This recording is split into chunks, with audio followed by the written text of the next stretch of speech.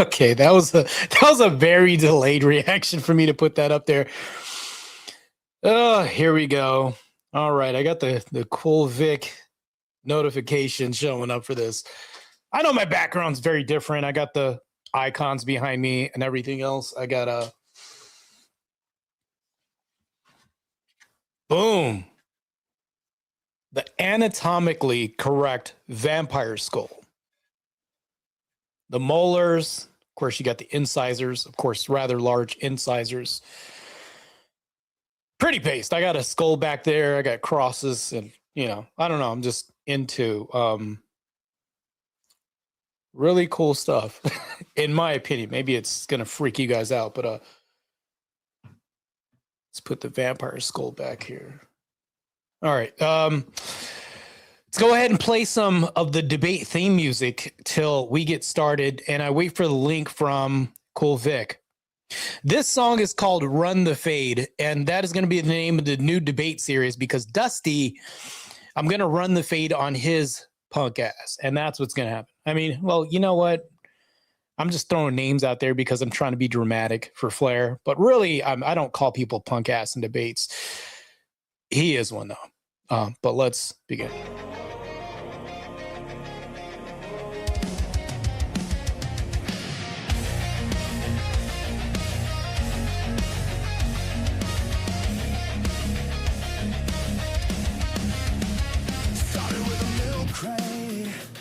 On the cracked curb bare, crowding a half moon breath hanging in the night air.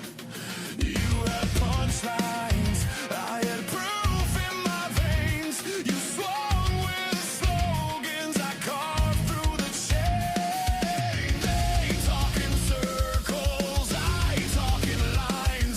Straight to the center, cut through the lies. I run the fade with watch you fold on contact. You flinch, I stay intact. Every premise stays exact. I run the fade with proof. You stumble out the booth. Your whole frame comes loose while my logic cracks the roof.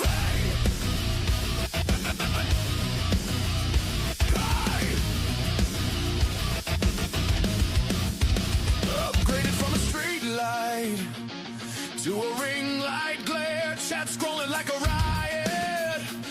But I'm cool in the chair. You bring vibes, I bring structure. You bring rage, I bring range. You bring clips from your echo, I bring books to the cage. You swing with feelings, I slip and slide. Ask one question, your whole stance dies. I run the fade with facts, watch you fold on contact. You flinch, I stay intact. Every premise stays exact. I run the fade with proof. You stumble out the booth. Your whole frame comes loose while my logic cracks the roof.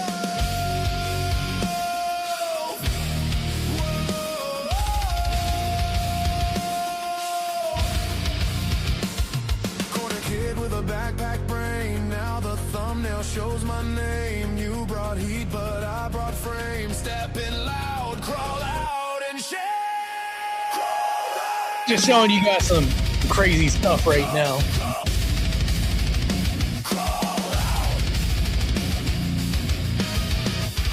I run the fade with facts. Watch you fold on contact. You flinch, I stay intact.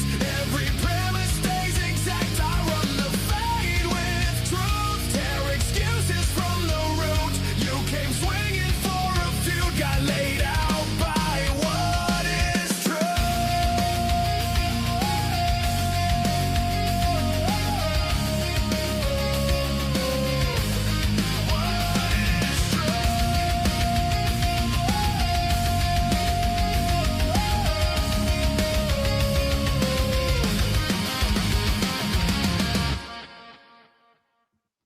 Yeah, I just wanted to show you guys some crazy stuff. So this is one of the costumes that I have. It's supposed to be like Cthulhu. Pretty crazy stuff. This was like pretty expensive. This is like almost $1,000 to get. So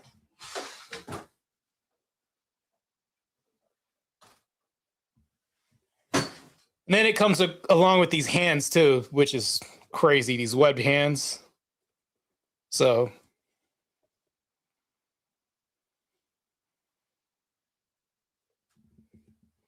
no, it's not a mind flayer. It's supposed to be like Cthulhu.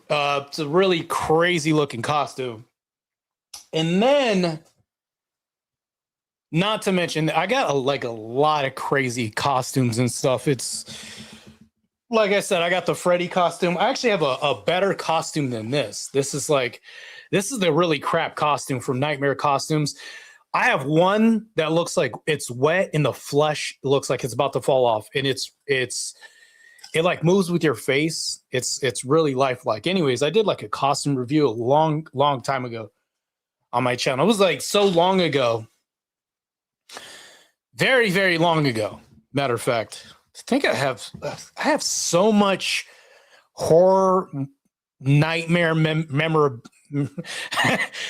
I got so many things as far as like replicas from horror movies and stuff. Let me see if Vic sent the link real quick. Oh, here it goes. Said, here's the link. Copy link address, put it in here. Oh, I got it. You guys know I have openings, right? For these debates. Now I'm starting to do these openings. Like I like to do videos and stuff. Linky link. Let's go ahead and put that there. All right. And here we go. Take out this thing. Crazy, I'm setting this all up. Hold on, let me put on some music real quick. One of my mods had made some music. Let me just put some on till I get it all set up real quick for you guys.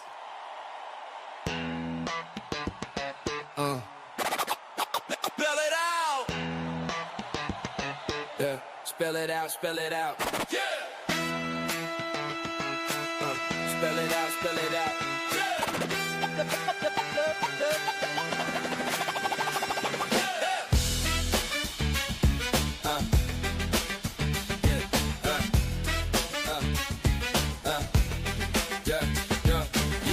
I don't know how many times I gotta spell it out for you, letter by letter. You get loud when the lames come through. Act wild, think that makes you better. Me and my crew, yeah, we heavy hitters.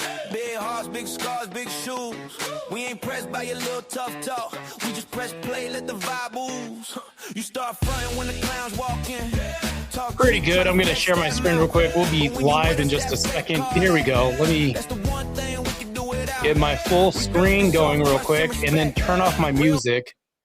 Here we go. All right. I'm ready for this debate. There will be a thrashing. I mean, a proper debate that's happening. No, I kid. It's going to be a fun debate. Man, I'm actually looking forward to this because this is kind of like a reprieve from the Menars and the Crust, whatever you call that guy. It's just like a little break in between debates while I'm doing debates. So, yeah, this will be good. Yeah, and it's an interesting prompt. I was just telling everybody it's an interesting prompt. I don't really see this debated anywhere. So it should be pretty good. I've never heard actually anyone say that was on the right anyway, say anything that like, oh, Charlie Kirk actually did more damage than good. So this is actually an interesting conversation. It was. And I was really intrigued. Yeah. The reason why I wanted to do this debate particularly is because I was shocked because I didn't think that this was plausible or that this existed. So this is kind of like the unicorn event that you'd be like, oh, surely there must be a debate that nobody's ever thought of from an angle that nobody's ever thought of before. And lo and behold, this kind of fell into my lap and I'm like, okay, yeah, let's do it. So. Yeah, man, it should be good. Did you send the link to RealRain? Let me send that link real quick. Yeah, no worries. I just didn't. Yeah, I didn't know if you were gonna do. I could do it too. I just didn't know if you did it. So if you didn't, I could also try reaching out. No, I got you. I'll do it really quick. It'll be really fast. I'm fast. There he is. All this stuff. He needs the link. There it goes. He got the link. In the meantime, thank you very much, Sam Slenderman, for the $5. Getting that dono goal started.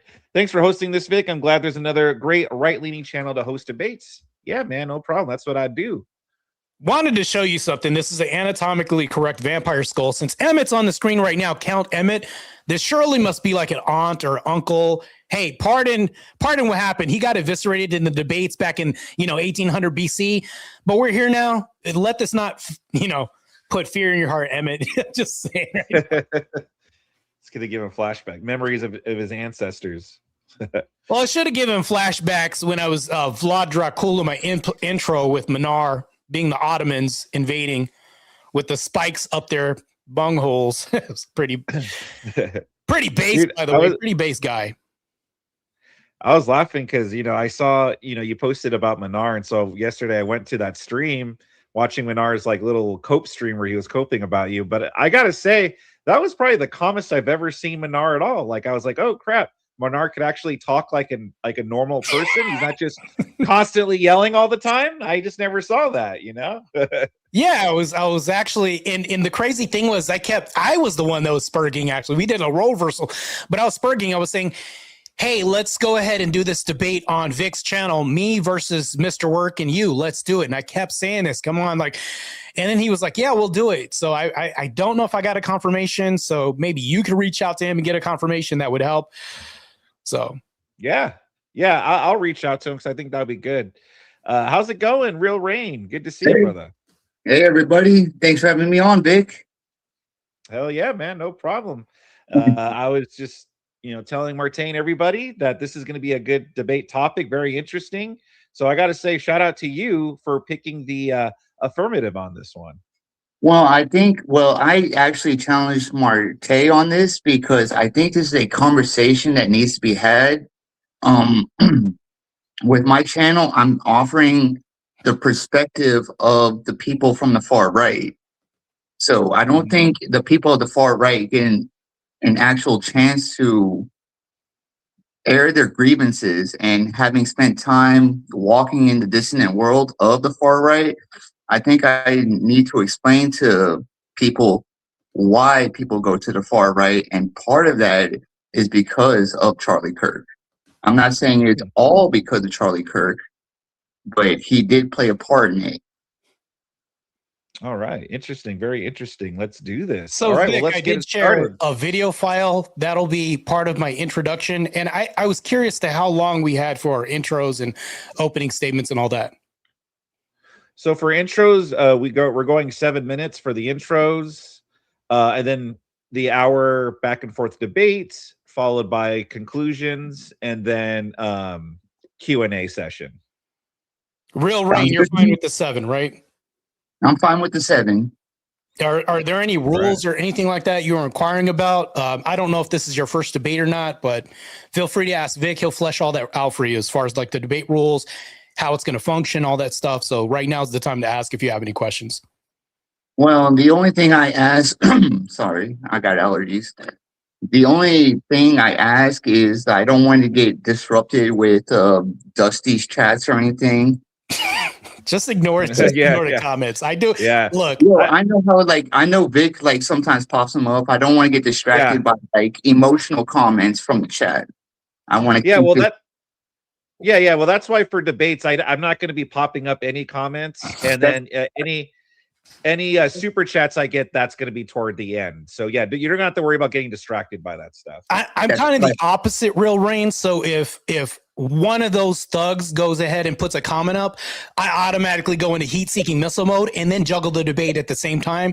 So I'm kind of like a guy that can, do those things at the same time. I don't mind doing that. I love when detractors come at me from different angles. I love destroying multiple targets at the same time. That's just my MO, but I understand. I don't know how you function, but we'll respect that as well too. Well, it's not a matter of I can deal with the multitasking, but it's just this debate I think deserves for Charlie a certain amount of respect.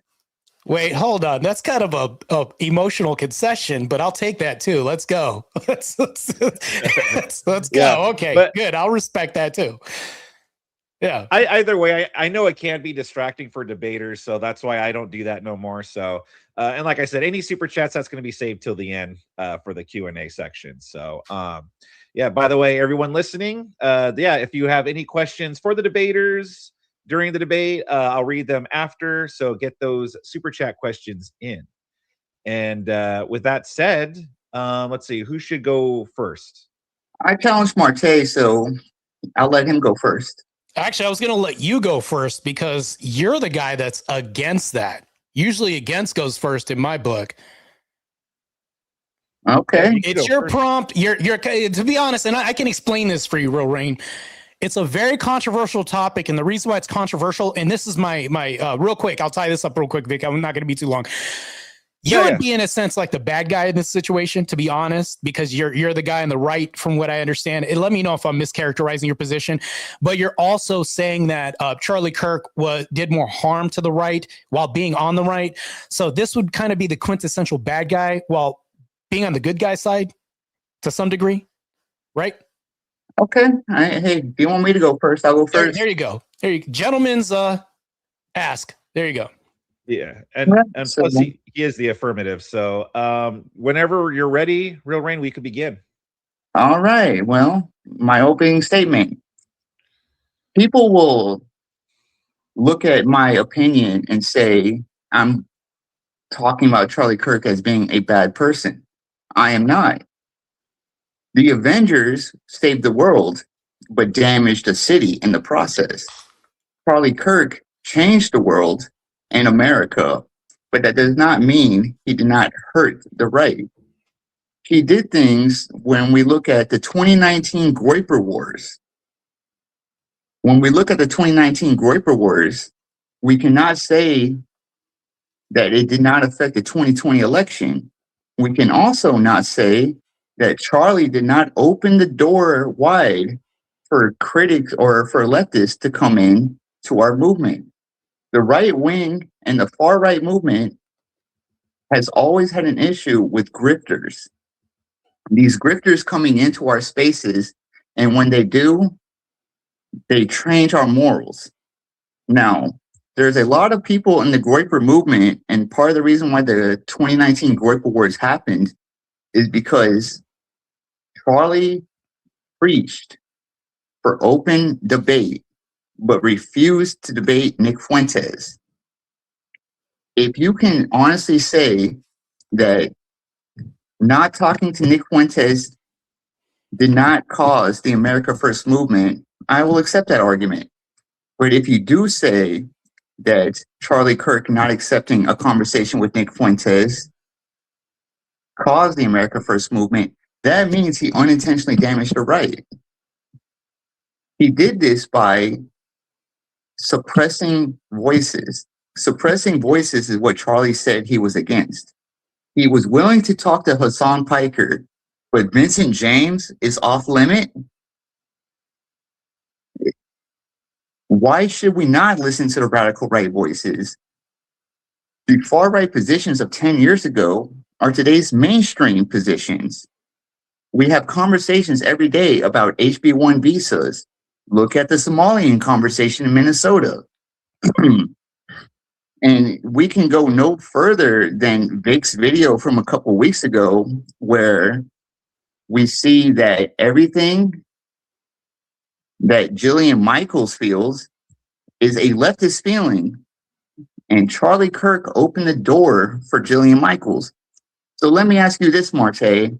Why is it okay to open the door for your enemy that does not share your values but agrees with you on a policy, and then shut the door on an ally that disagrees with you on policies? And with that, I yield my time. All right. Thank you very much, RealRain, for that. So let's see. Let me reset this. All right, Martae, whenever you're ready, we could begin.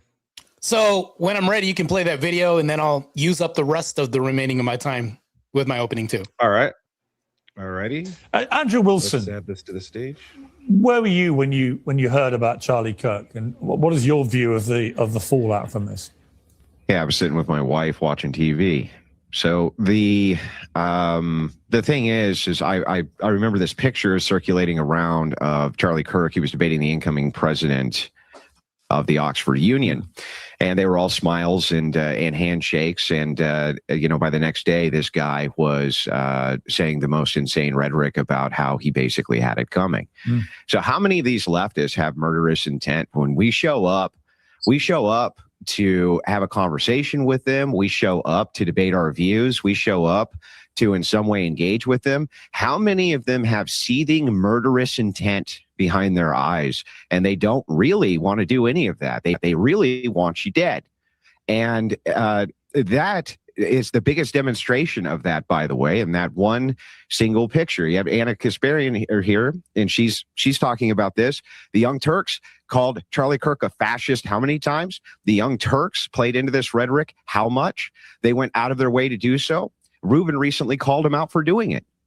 So I've never called him a fascist. Hang on. I've literally never. I don't even call Trump a fascist. I didn't interrupt you once, lady. But you can't make things up about what I've said about Charlie Kirk. You can talk when I'm done talking, like I was respectful enough to let you do.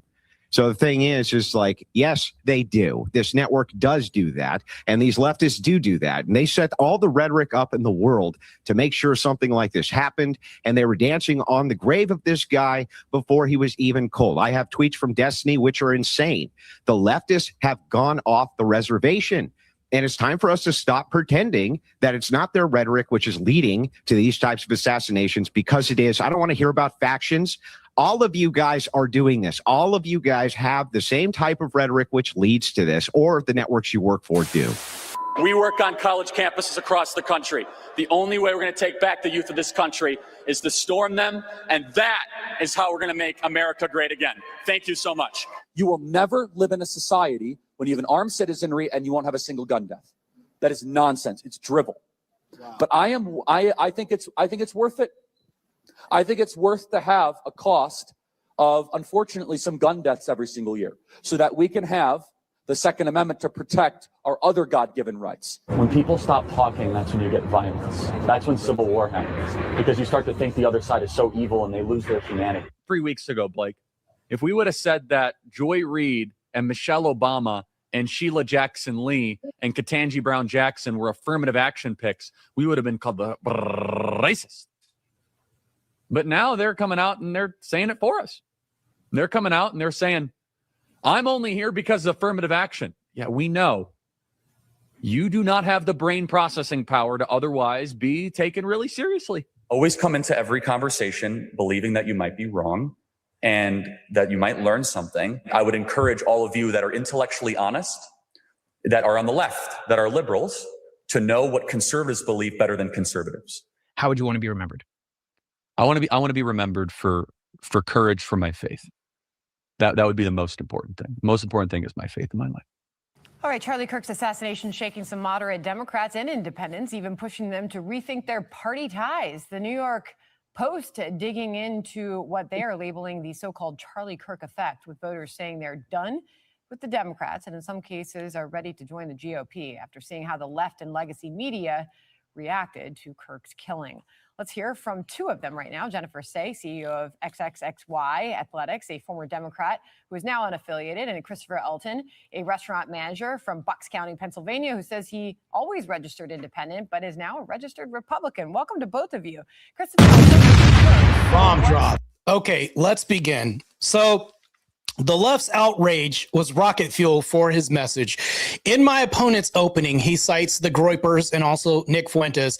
Now, granted, there are debates that I even turn down. Yes, even me. I turn them down all the time.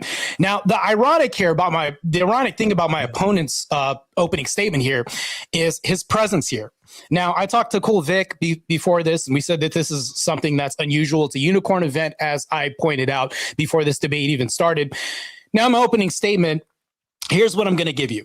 So it's very funny because in his, debate style, the 2024 election showed that the right won by running a more populist Kirk-style campaign that energized the base and flopped key demographics, while the moderate strategy repeatedly failed. He saw these old, stodgy white men before with their political agendas. And that wasn't working because the political landscape changed because of social media and everything else. Charlie grasped the youth, as it were. Not only did he grasp the youth's ear, but led a movement. He wasn't just a debater. And there's something that you negated in your opening statement. He was an organizer. Charlie brought people together that otherwise wouldn't meet together. Ben and Candace, crazy, pretty cringe there, just a meetup. But they got together for TPO USA to lead the youth toward Trump being a presidential candidate. So here's the irony, and I was waiting for this part.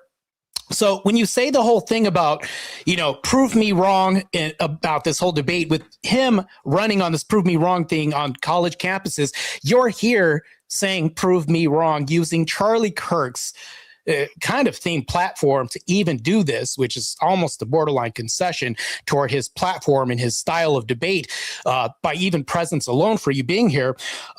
So this is the thing, though, just to close this up. His debates aren't bullying like the left says. They're opening dialogues. So when you say that he's closing up dialogue from different people, like you said in your opening statement, no, he opens up the dialogue. He's just being very selective and probably picking his chimes, because in your opening statement, I also didn't hear the why he turned it down, because there could have been banter behind the scenes that we didn't hear about. I'm just hearing that he just turned it down, but no other context behind that. Odd.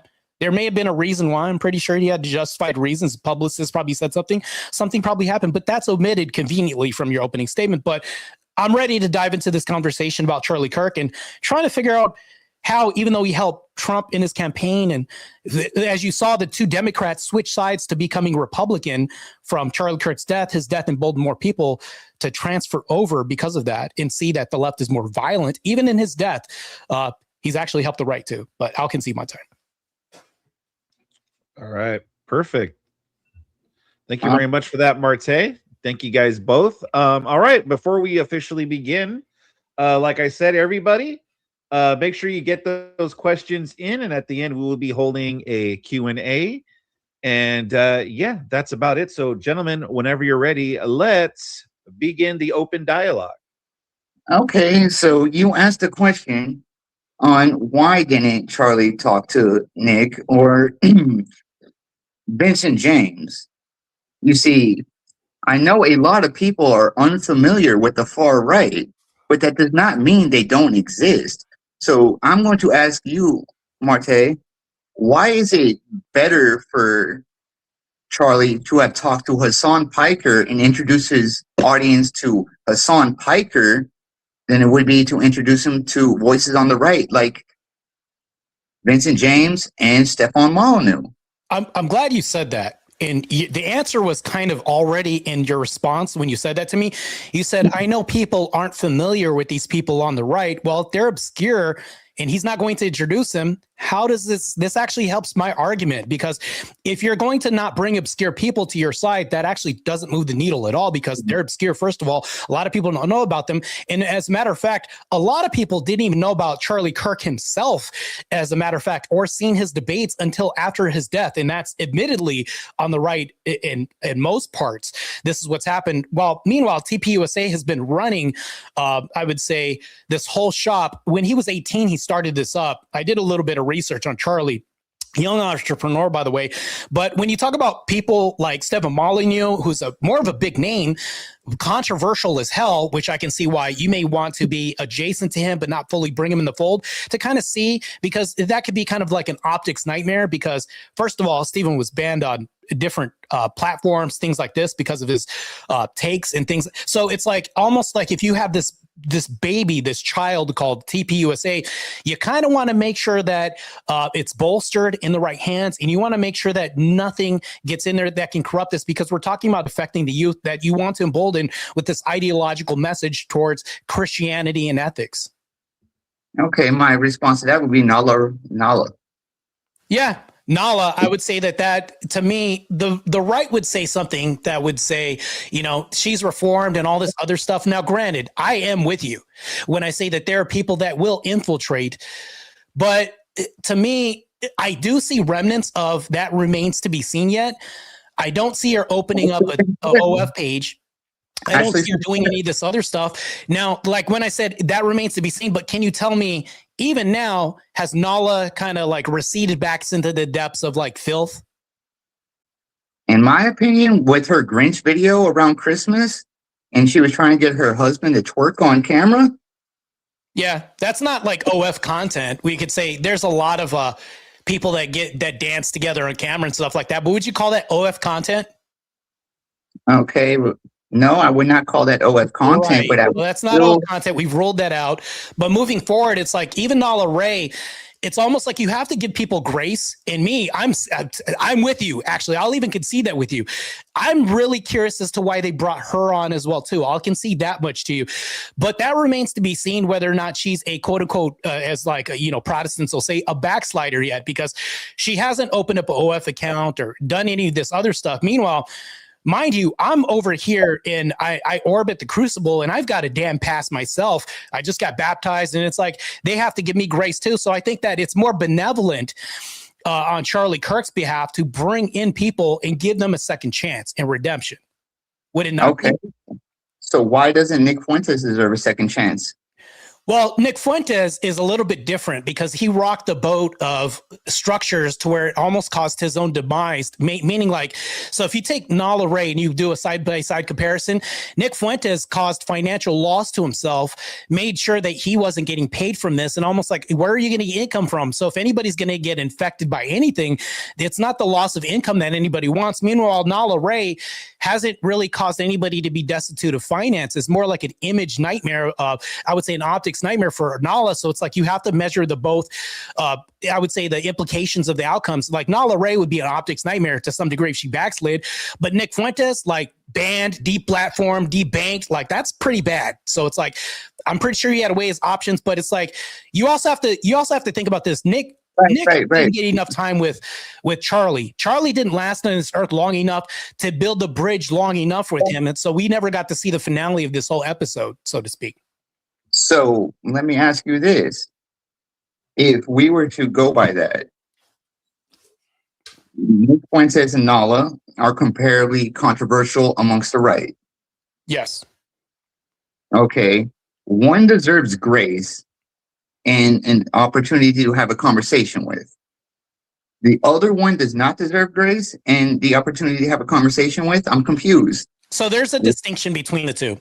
Having a conversation with Nala Ray never got channels banned, never got people debanked or channels deplatformed. Having conversations with Nick got channels banned, got things deplatformed. So what is a debate? A debate is merely a conversation, right? So if you were to say something like merely being in the presence of Nala Ray or being filmed with Nick Fuentes and Nick Fuentes had a muzzle on and didn't speak, it was his mouth that, I mean, things that he uttered that I would say even during Joe Biden's presidency that got everything banned. It wasn't Nala Ray's speech, it was her actions. But Nick Fuentes, it was his speech, not his actions. It's the inverse.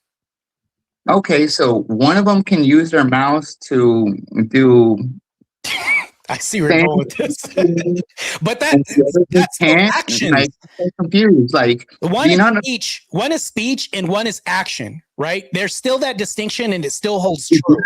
A degenerate action that is now associated with the right. Right. And then not to mention this, but Fuentes did try to destroy TPUSA to some degree. He's even mentioned notions of this too.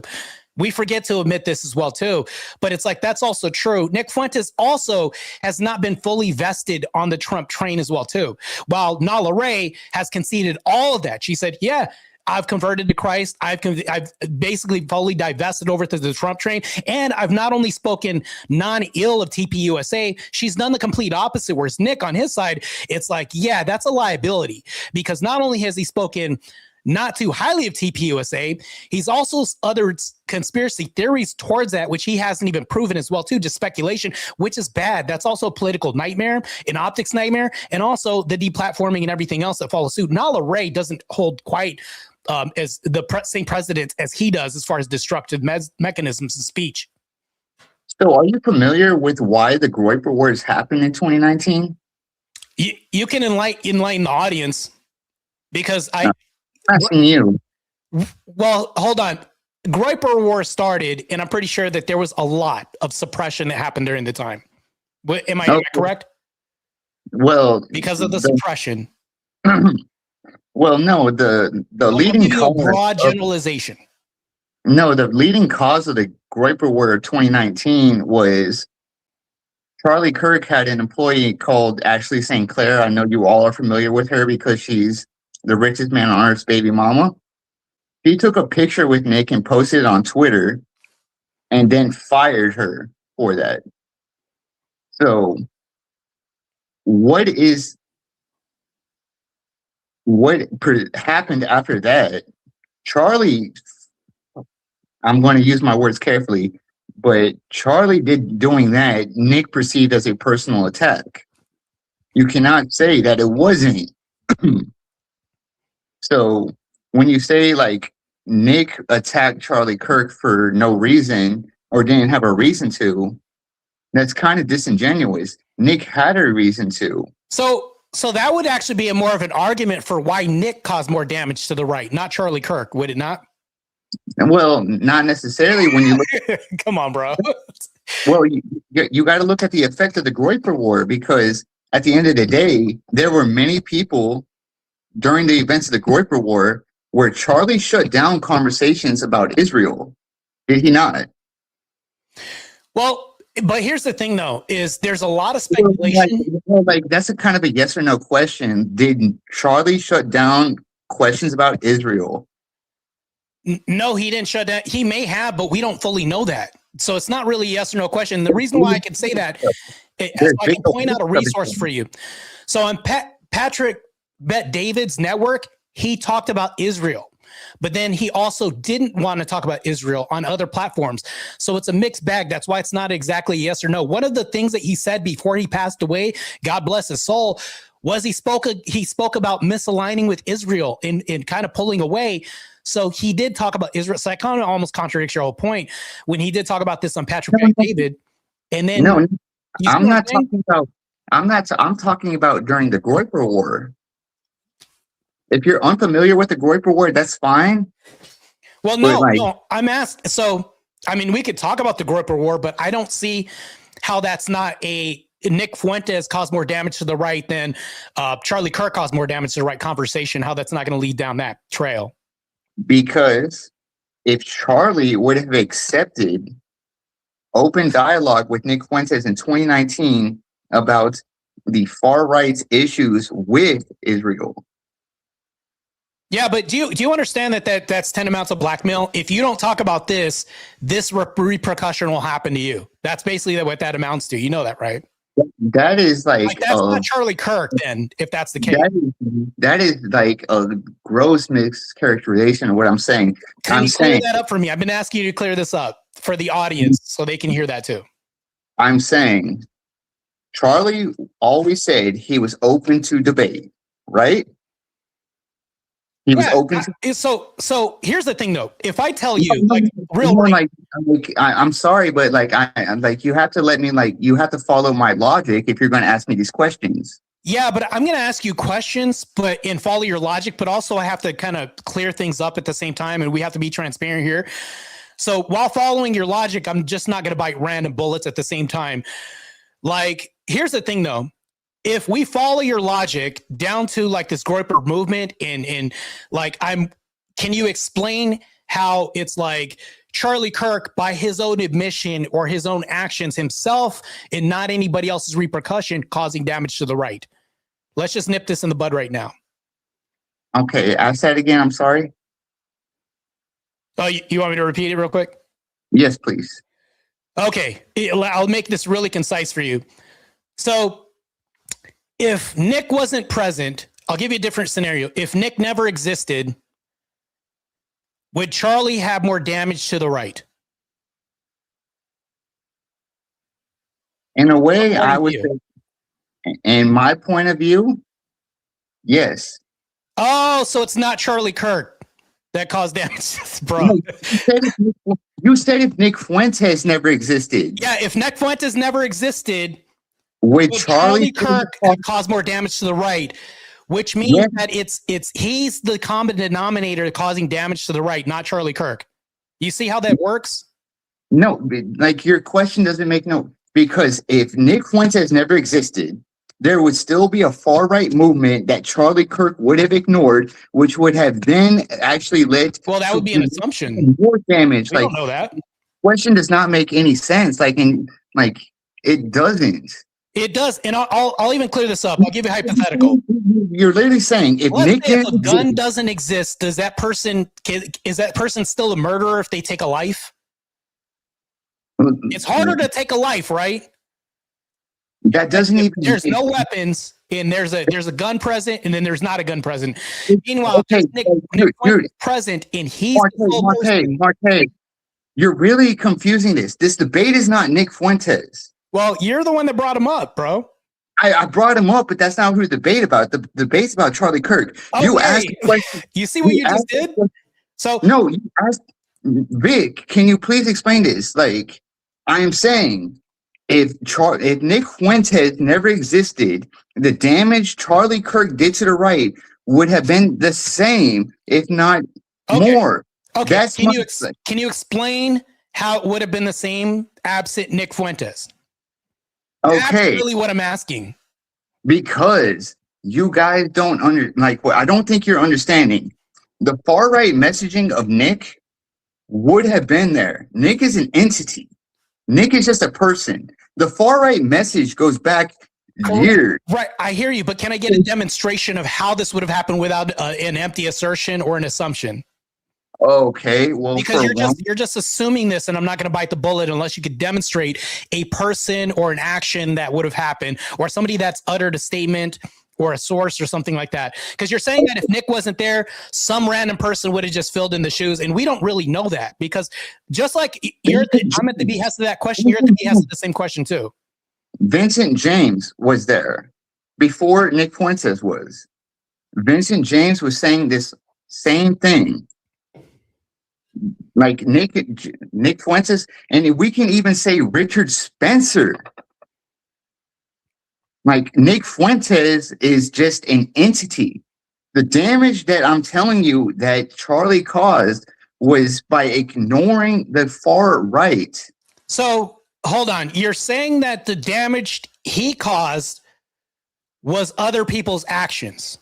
No, oh my God! Because even in his inaction, his approach determined people's response. Is that your argument? No, I am saying the far right has a message. Do you understand? Far right. Yes, even the far left has a message. I get that. Okay. The far right message amongst youngsters grew during the times of Charlie Kirk. Charlie never addressed the far right's message. Because he never addressed it, the far right grew more angry. The far right growing angry and having someone that had the charisma to do it or to get the message out, like Richard Spencer, and from 2007 and up until about 2016. Then after that. So I have a question, RealRain, real quick.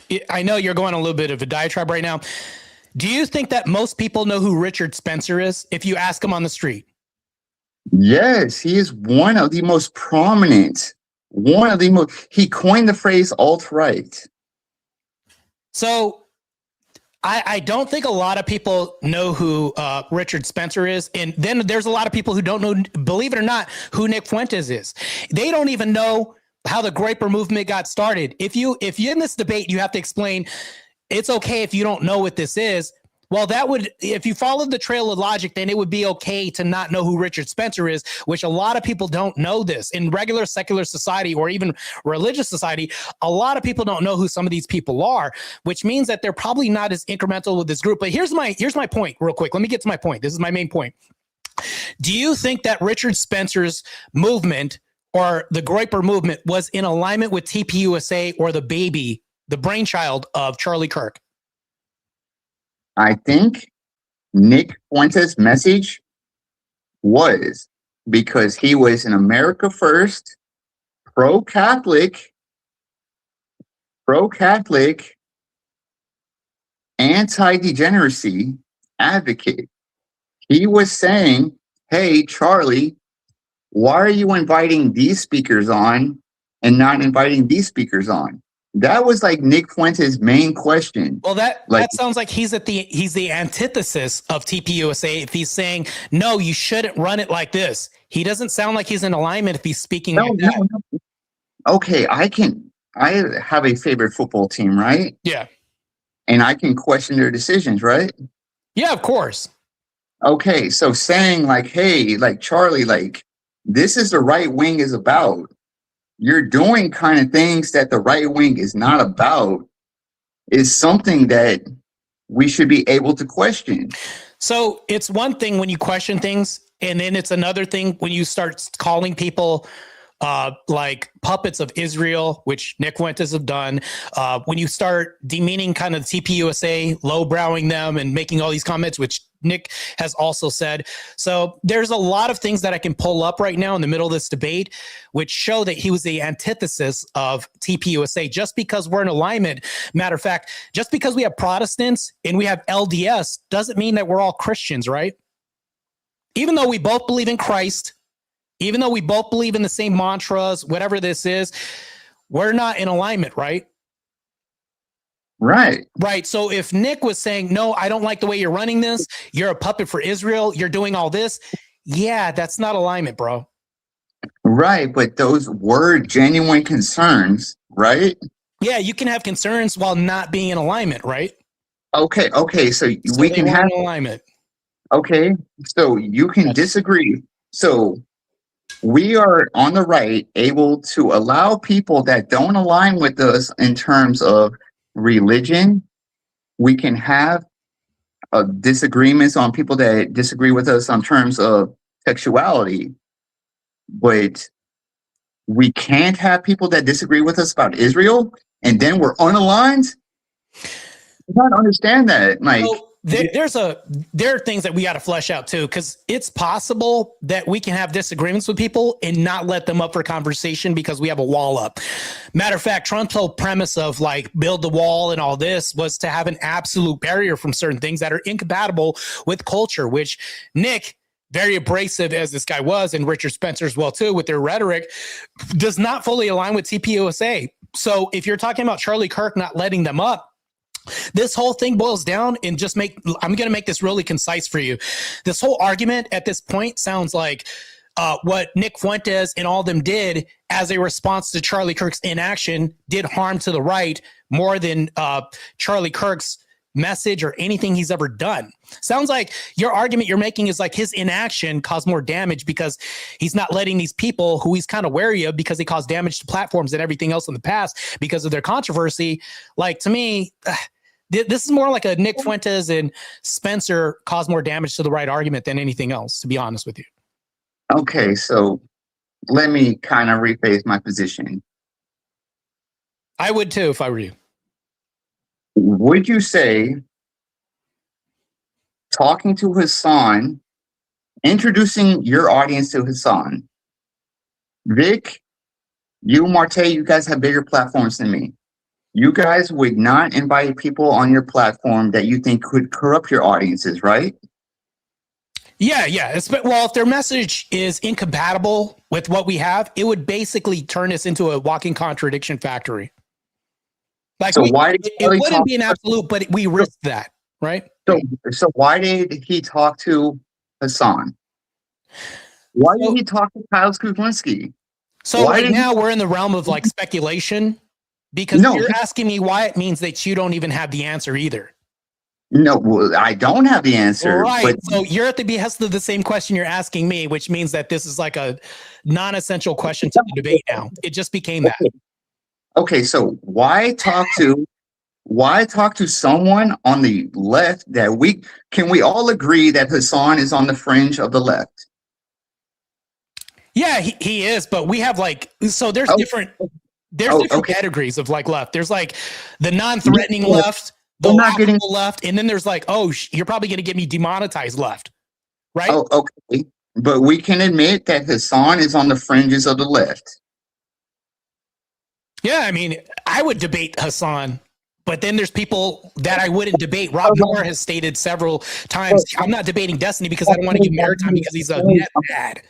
Right? Martae, like, I'm sorry, like, but like, you're like, that was just like a yes or no question. Like, Hassan is on the fringes of the left. Well, this is a debate. We can't really purely be an absolute of a yes or no. We're like, even right now, it's funny because ironically you're saying it's a yes or no question, but while you're speculating and making speculative statement by saying why, while not having answers yourself, and then saying for me to beholden to yes or no black and white questions, which is crazy. Oh, right, but that's kind of a straightforward question. So, not exactly. It just depends on who you're asking, because not everything, because you can't assume the mind of the person you're asking a question, whether or not it's straightforward or not, because that person may have nuance or context that you don't have, right? Okay, now you're just arguing a sentence. So Hassan is on the fringes of the left. Well, I'll just go ahead and say it. Well, the sentences are extremely important. If you don't know, and I don't know, like I said, we had to throw the previous thing you asked out. These are extremely important in debates, man. We got to flesh these out. No, because like, if you're saying that Nick was on the fringes and Charlie did not want to hurt his brand, and Hassan is on the fringes and it helps Charlie's brand, do you not see how that can bring people that tune into Charlie Kirk to the left? Yeah, but RealRain, remember how we just said you don't know why, or the motivation of why he talked to one person but wouldn't talk to the other, and then I also don't know, and we agreed to throw that out because we will inevitably arrive at a non-answer.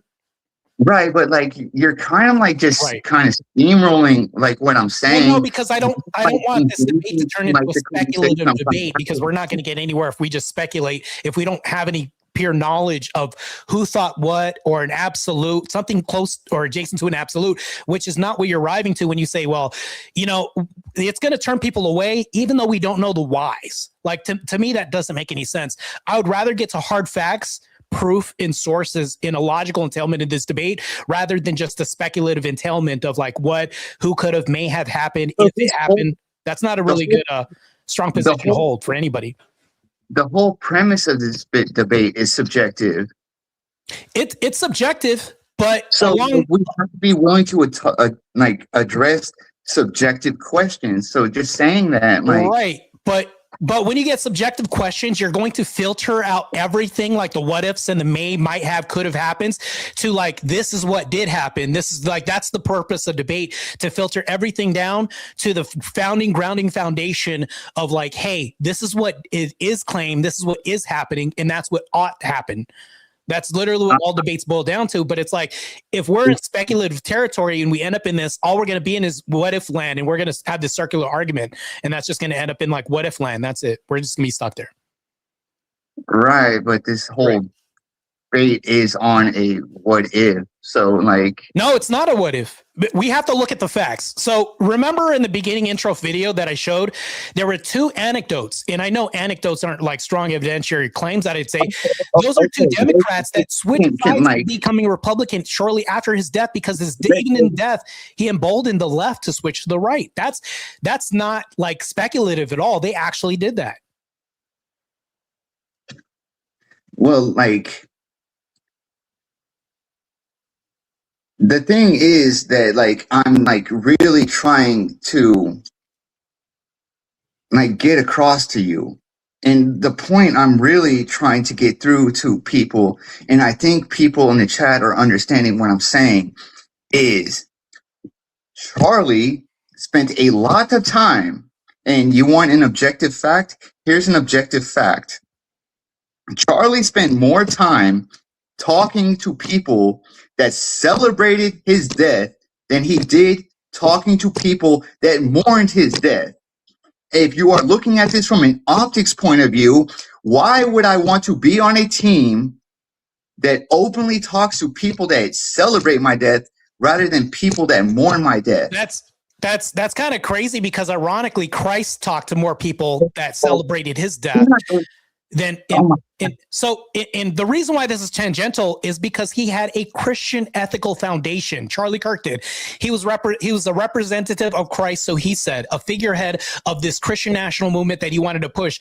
Christ talked to more people that wanted him dead. And here's the thing, though. I would actually embolden anybody to question the fact of, like, does Martae talk to people in echo chambers that agree with him? No, that doesn't improve the landscape of the political environment. We are supposed to engage with our enemies. And Charlie Kirk uttered this message full-heartedly. Actually, in my intro video that I showed, he's like, we have to talk to people about the gun culture. It's worth these couple deaths from happening. It's tangential to saying if we're going to have cars, there's going to be deaths, car crashes for us to have more cars. It's like the same argument. That's going to engage in people that are going to want discourse and not gonna like him and his message, because we're supposed to change the minds of the people who don't agree with us. That's why. So actually that makes my argument, in my opinion.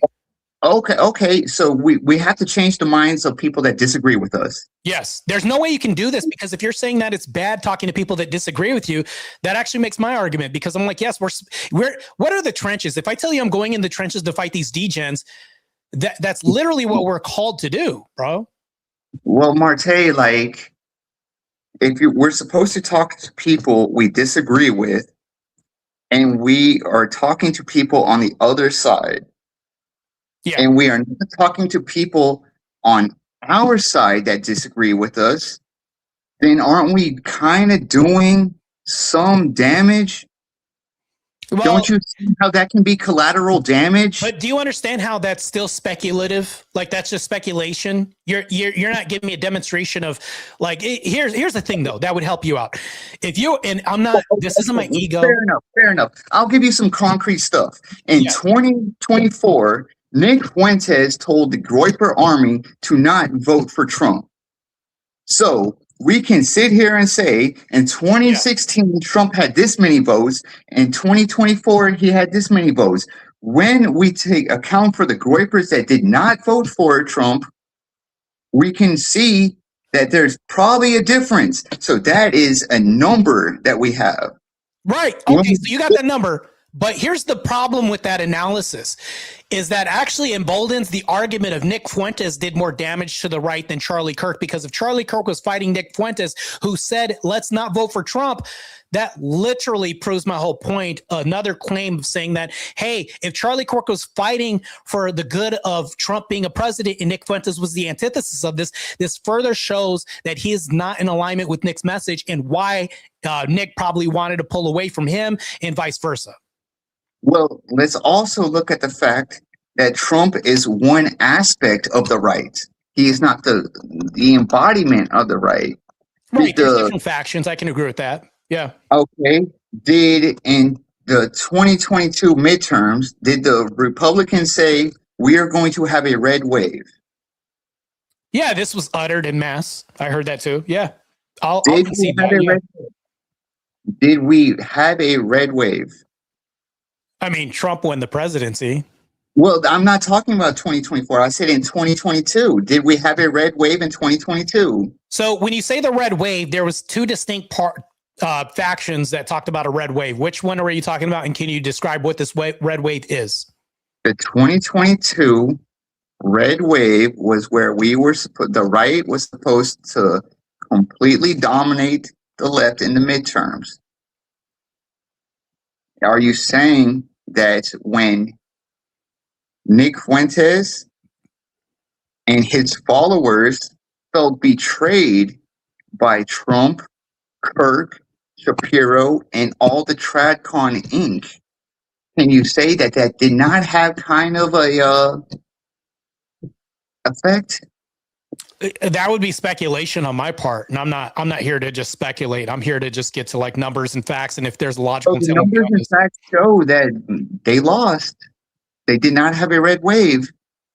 So, but here's the thing, though. Let's say there was a huge L on Charlie Kirk's side, even though he was fighting the good side and pushing for Trump. I still don't see how that hurt the Republican side or the conservative side if he's still fighting and fought the good life fight and still lost somehow, in your opinion. Because like you're looking at this from the term of when I'm telling you about how the far right has stepped away from the right wing conservative party. The right wing doesn't vote. Like the far right doesn't vote. The far right felt betrayed by Trump. The far right has just basically said, we're done with Trump in 2016. Charlie Kirk preached things that the far right was like asking him questions about that he did not want to have conversations about.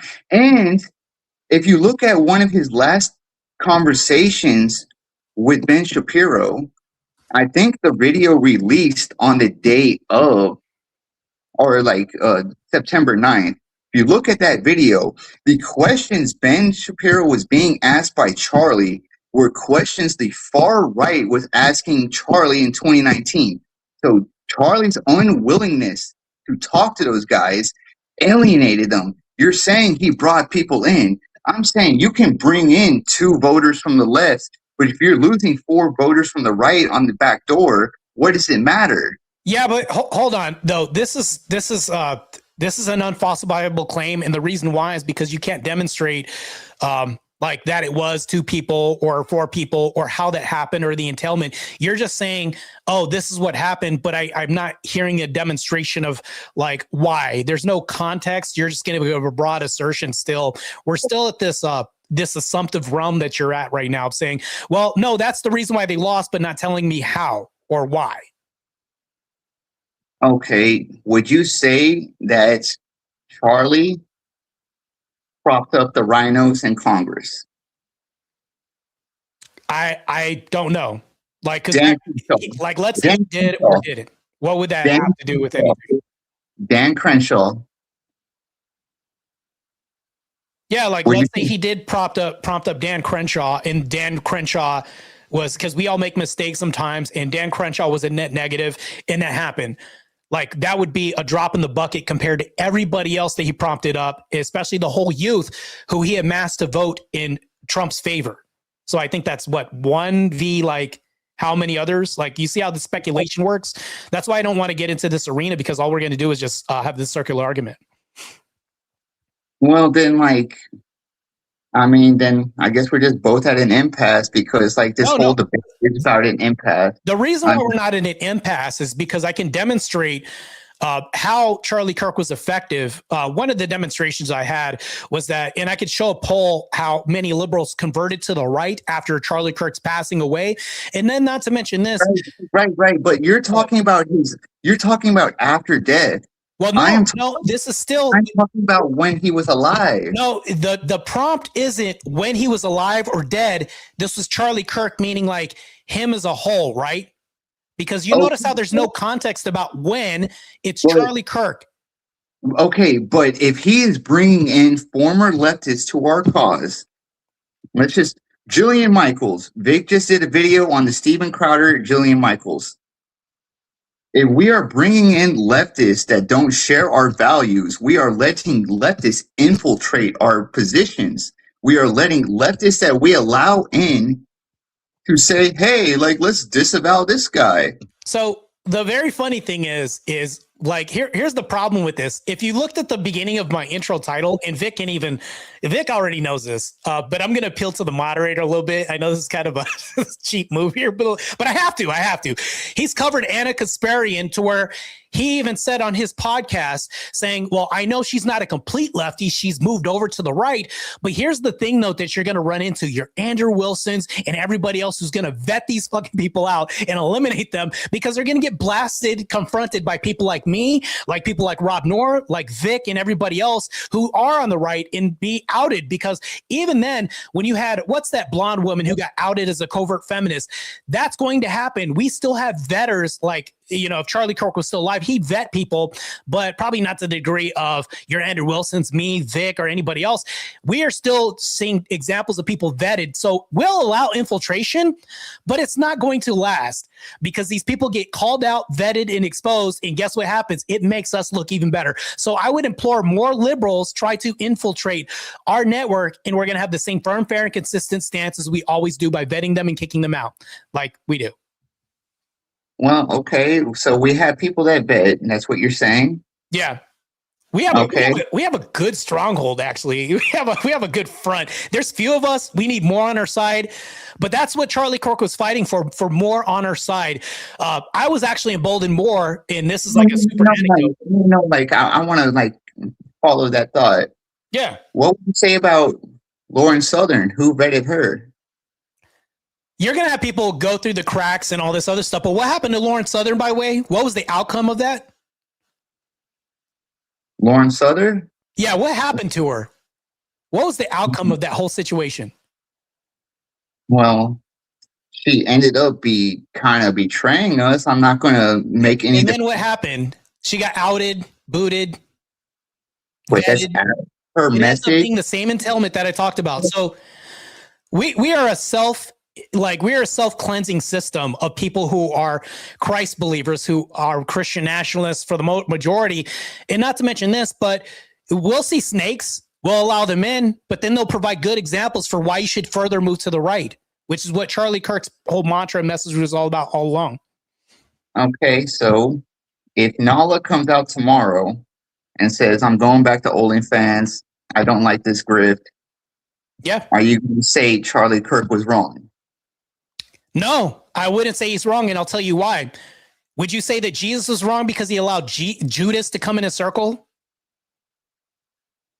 What Judas did, Judas actually fulfilled his purpose. That was his purpose. Nala's Ray's purpose could come in and actually magnify our message even more by betraying us and showing, damn, not only are the right consistent, but they boot these people out once they find out that they're snakes. That's awesome. Not only is this consistent, but this is also transparency as well, too. Exposed. And thus proving the far right correct that we need to have a stronger threshold for entry. No, so we can't have like an absolutist environment to where it's like, you see where this leans? All we're doing is just emboldening more extremism. So we're supposed to be the right who gives people grace like Christ. Right. Remember, this is Christian nationalism also on the right, giving people grace and having people get a second chance. What you're saying now is espousing like adjacent to like no second chances. No, you do it one strike rule. No, we can't treat everybody like that. But the left does that to us all the time. The left is like that. We don't want to be like the left. What you're talking about is language that's like conforming to the left, and we don't want to do that. I did not say that. I said a barrier for entry. Like, we will take you in, but once you are here, you have to kind of understand these are our values. They know that. There's a barrier for entry already. Can you tell me how there's not a barrier for entry? Because you just kind of contradicted yourself. You said they know what the values are. They already know what they're getting into, but they still get in. They know what the barrier of entry is. So you've already established that there already is one. So what are the hardline values of the right? We don't really have hardline values, but if you want to go there, we could talk about the values that we do embolden and establish ourselves. Like, because you have to talk about like every faction on the right. You have the Schnazis, extremists. You have like Proud Boys. You have like, so there's so many different factions, just like the left does. But for the majority, are God-fearing Christian people. We are mostly a majority God Christian nation. So if we're talking about the majority, there are people that are like anti-pornography, pro-traditional family. That's what we want. This is the majority of what I see that is emboldened by Charlie Kirk, if we could stay on the subject. Anti-pornography, anti-LGBTQ, anti-DEI, and he's espoused that white people are the most racially oppressed people in the nation, which I agree on. And they've said that he's racist for saying that people are getting in through non-merit-based activity. Like, this is actually producing more liabilities. So to me, that's saving the right so much, like by keeping a sensical route of performance when you come to building TP USA. So would you be okay if the TP USA had a pagan speaker espousing pagan values at an event? I don't think that he would be okay with that. It's not about me. The debate isn't about what I'd be okay with. This is about Charlie Kirk. So do you think Charlie would be okay with allowing a pagan speaker at Turning Point USA? That's an unfalsifiable thing. Like I don't even, you don't know, and I don't know if what the context or nuance would be behind that. to be honest with you. Okay, so you said one of the core values is being God-fearing. Yeah, that's one of the core values, yes. So pagans don't necessarily have a God-fearing mentality, do they? Because they believe in many gods. So do you understand that, like, Nala Ray, since you brought her up, she may believe in a different Christ than we do because she doesn't believe in the triune God, right? Am I correct on that? Well, like... oh, wait, hold on. She doesn't believe in a triune God, which is not the same God I believe in. And maybe Charlie Kirk may believe that Christ is God like I do. But would we allow her to come in and speak on a Christian ethical foundation system? Well, first, like, if, like, let's just say, with the pagan perspective, with a pagan's perspective that is anti-porn or anti-porn, anti all the things that you just mentioned, but they are not God-fearing, would they still hold our values? Yes or no? They wouldn't hold all the values, just like we let Nala Ray come in and she got exposed by Andrew Wilson by saying she's not a believer of a triune God. She's one good example. You see, I'm pulling at something that's objectively true, that's been stated by somebody. That's not speculation that I'm going to. I'm going to something that actually is and has been demonstrated. So I'm going to not only a demonstration, but that actually proves the claim that, yes, we have allowed that to happen. But that doesn't destroy the far right. Well, I'm not necessarily talking about the far right in that situation. I'm talking about TPUSA. Or the right. This doesn't, but the prompt is may have damaged the right more than helped. I don't think that Nala Ray is necessarily a net negative at this moment. You're really not trying to engage my point of the people on the far right that got disassociated from the Republican Party through Charlie Kirk's inaction to actually, like, engage their ideas. You haven't engaged that point, which is kind of frustrating. Well, it's frustrating because when we get further to the right, you go into what if and speculation. And I'm just like, yeah, I could speculate with you all day long. But do you understand how that's going to become circular? Because nobody really has an answer of what would have happened and could have happened, because that's what the language starts warping and changing. When you get further to the right, you're saying, well, they could have done this. And would you believe that that may have been a reason why? Like, you see how I said may have? Like, I want to get further away from may have and what if and could have. But, like, this conversation is literally in the prompt says may have. Yes, may have, but you see how we can go to like a may have, but then go to like an absolute, and I can actually demonstrate that they have. We can arrive on a conclusive statement from like something that's like even a question about this, because prompts can be questions like, is outer space made of air or not? So if I were to like go and do a survey of all the groypers that have just checked out a voting Republican because of the actions of the groyper war, and brought you that information, you would say, okay, I take it. If you brought me information on like how the Groyper War started as a result of like Charlie Kirk's non-action, is that what you're saying? Yeah, basically, like if I were to say like the groypers in 2019 checked out of voting for Trump in 2020 because of the actions of the 2019 Groyper War, with being actionable. You realize that a hypothetical could be like me not letting kids play at a certain kid play at a playground because I didn't want him to play with my toys. A war started because he then threw rocks at me because I didn't want to let him play. This isn't me starting the fight. You realize that, right? I'm asking you this question because I am involved in some groyper circles, so I can actually get the survey and information that you're asking for. Correct. Correct. I'll get the information, but do you understand the hypothetical? If I'm on a playground and I don't let a kid play with my toys, I'm responsible because I refuse to let him this one singular kid play with my toys. You're assuming the war, not me.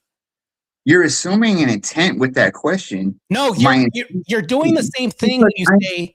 I literally just told you I am in groyper circles, and I can get you a survey of people in the groyper movement that did not vote in 2020. It is not a got you. It is more of a I will bring you the information if you want it. But do you understand how relevant that hypothetical is? Because, like, let's say you bring me the. It's not hypothetical. It is, if you want that information, I can find it for you. No, the reason why I brought up the hypothetical is because the hypothetical is really analogous. Because if you bring up the information that shows, like, these kids got angry because Charlie wouldn't play with them, it still doesn't say that Charlie's responsible for this. The kids got pissed.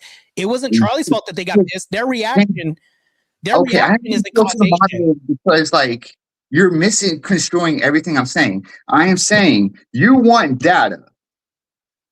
You want data. I want data, but do you understand how that data would still not give me a demonstration of how Charlie was responsible? It's their reaction. The way they respond to it isn't him making them respond to it a certain way. They're deciding to not vote. But if I were to get you this data, I am not saying this is not a hypothetical. No, this is, I have the means to get you this information. RealRain, I'll even concede this. Let's say that 99% of Groypers and only one person decided not to change their vote, but everybody else changed their vote and said, I'm voting against Trump. All that does is prove is that a bunch of kids on a playground got pissed because one person decided to exclude them. It's just one group that a lot of people, if you go to the supermarket and ask them who Nick Fuentes is, may not even understand who he is. No. That one person that excluded him was Charlie Kirk, not Nick Fuentes. Right. But here's the thing, though. If he excludes them, oh my God, thank you. If he excludes them, that means that you're saying that his approach determined their response, which their response was the causation and not Charlie Kirk's. Charlie caused it and they responded. Right. So if I come to you and I say, you're not in our club and you start a war, not me, that's you starting the war, not me, because I excluded you. If you exclude me, yeah, and then I start my own club, and then my own club gets momentum, and then you exclude the people associated with my club, yeah, you started that war.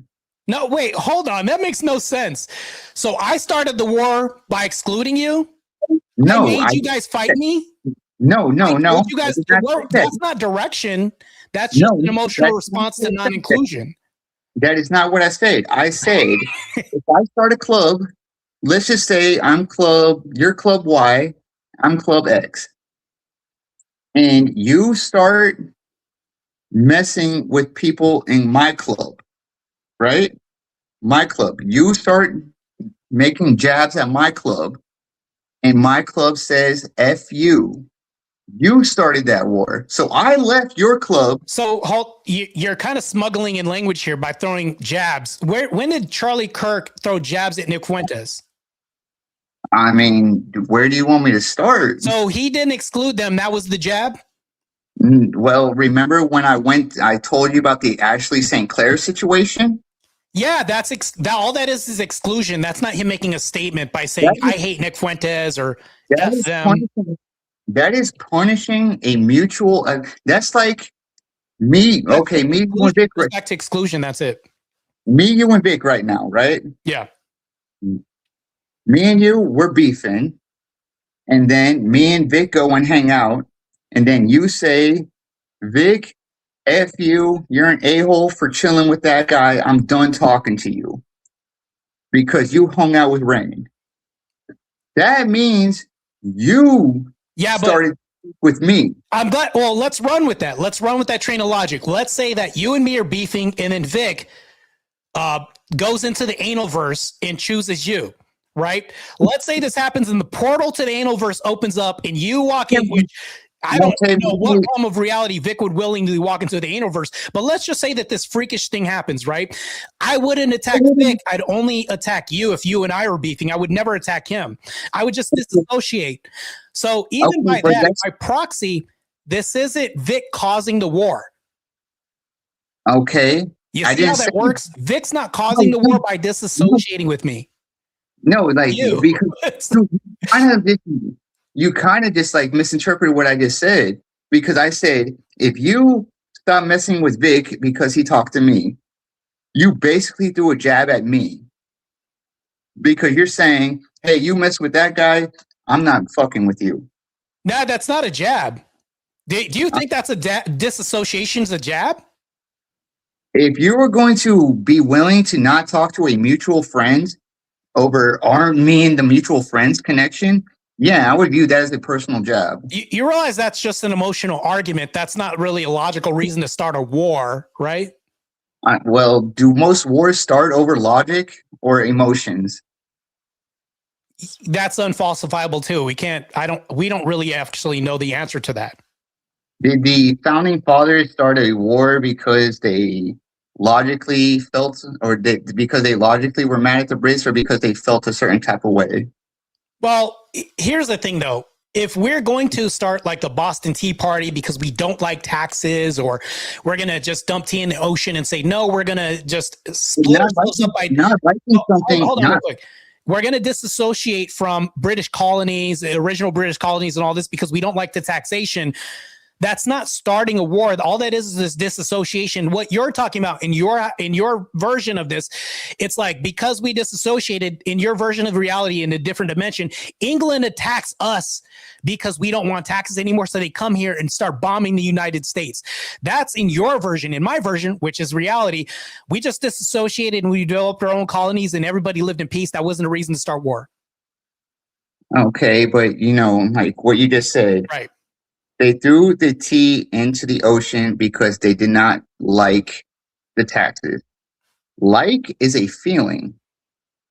Yeah, but you realize that you can have feelings derived from inaction and logic, right? I don't like taxes.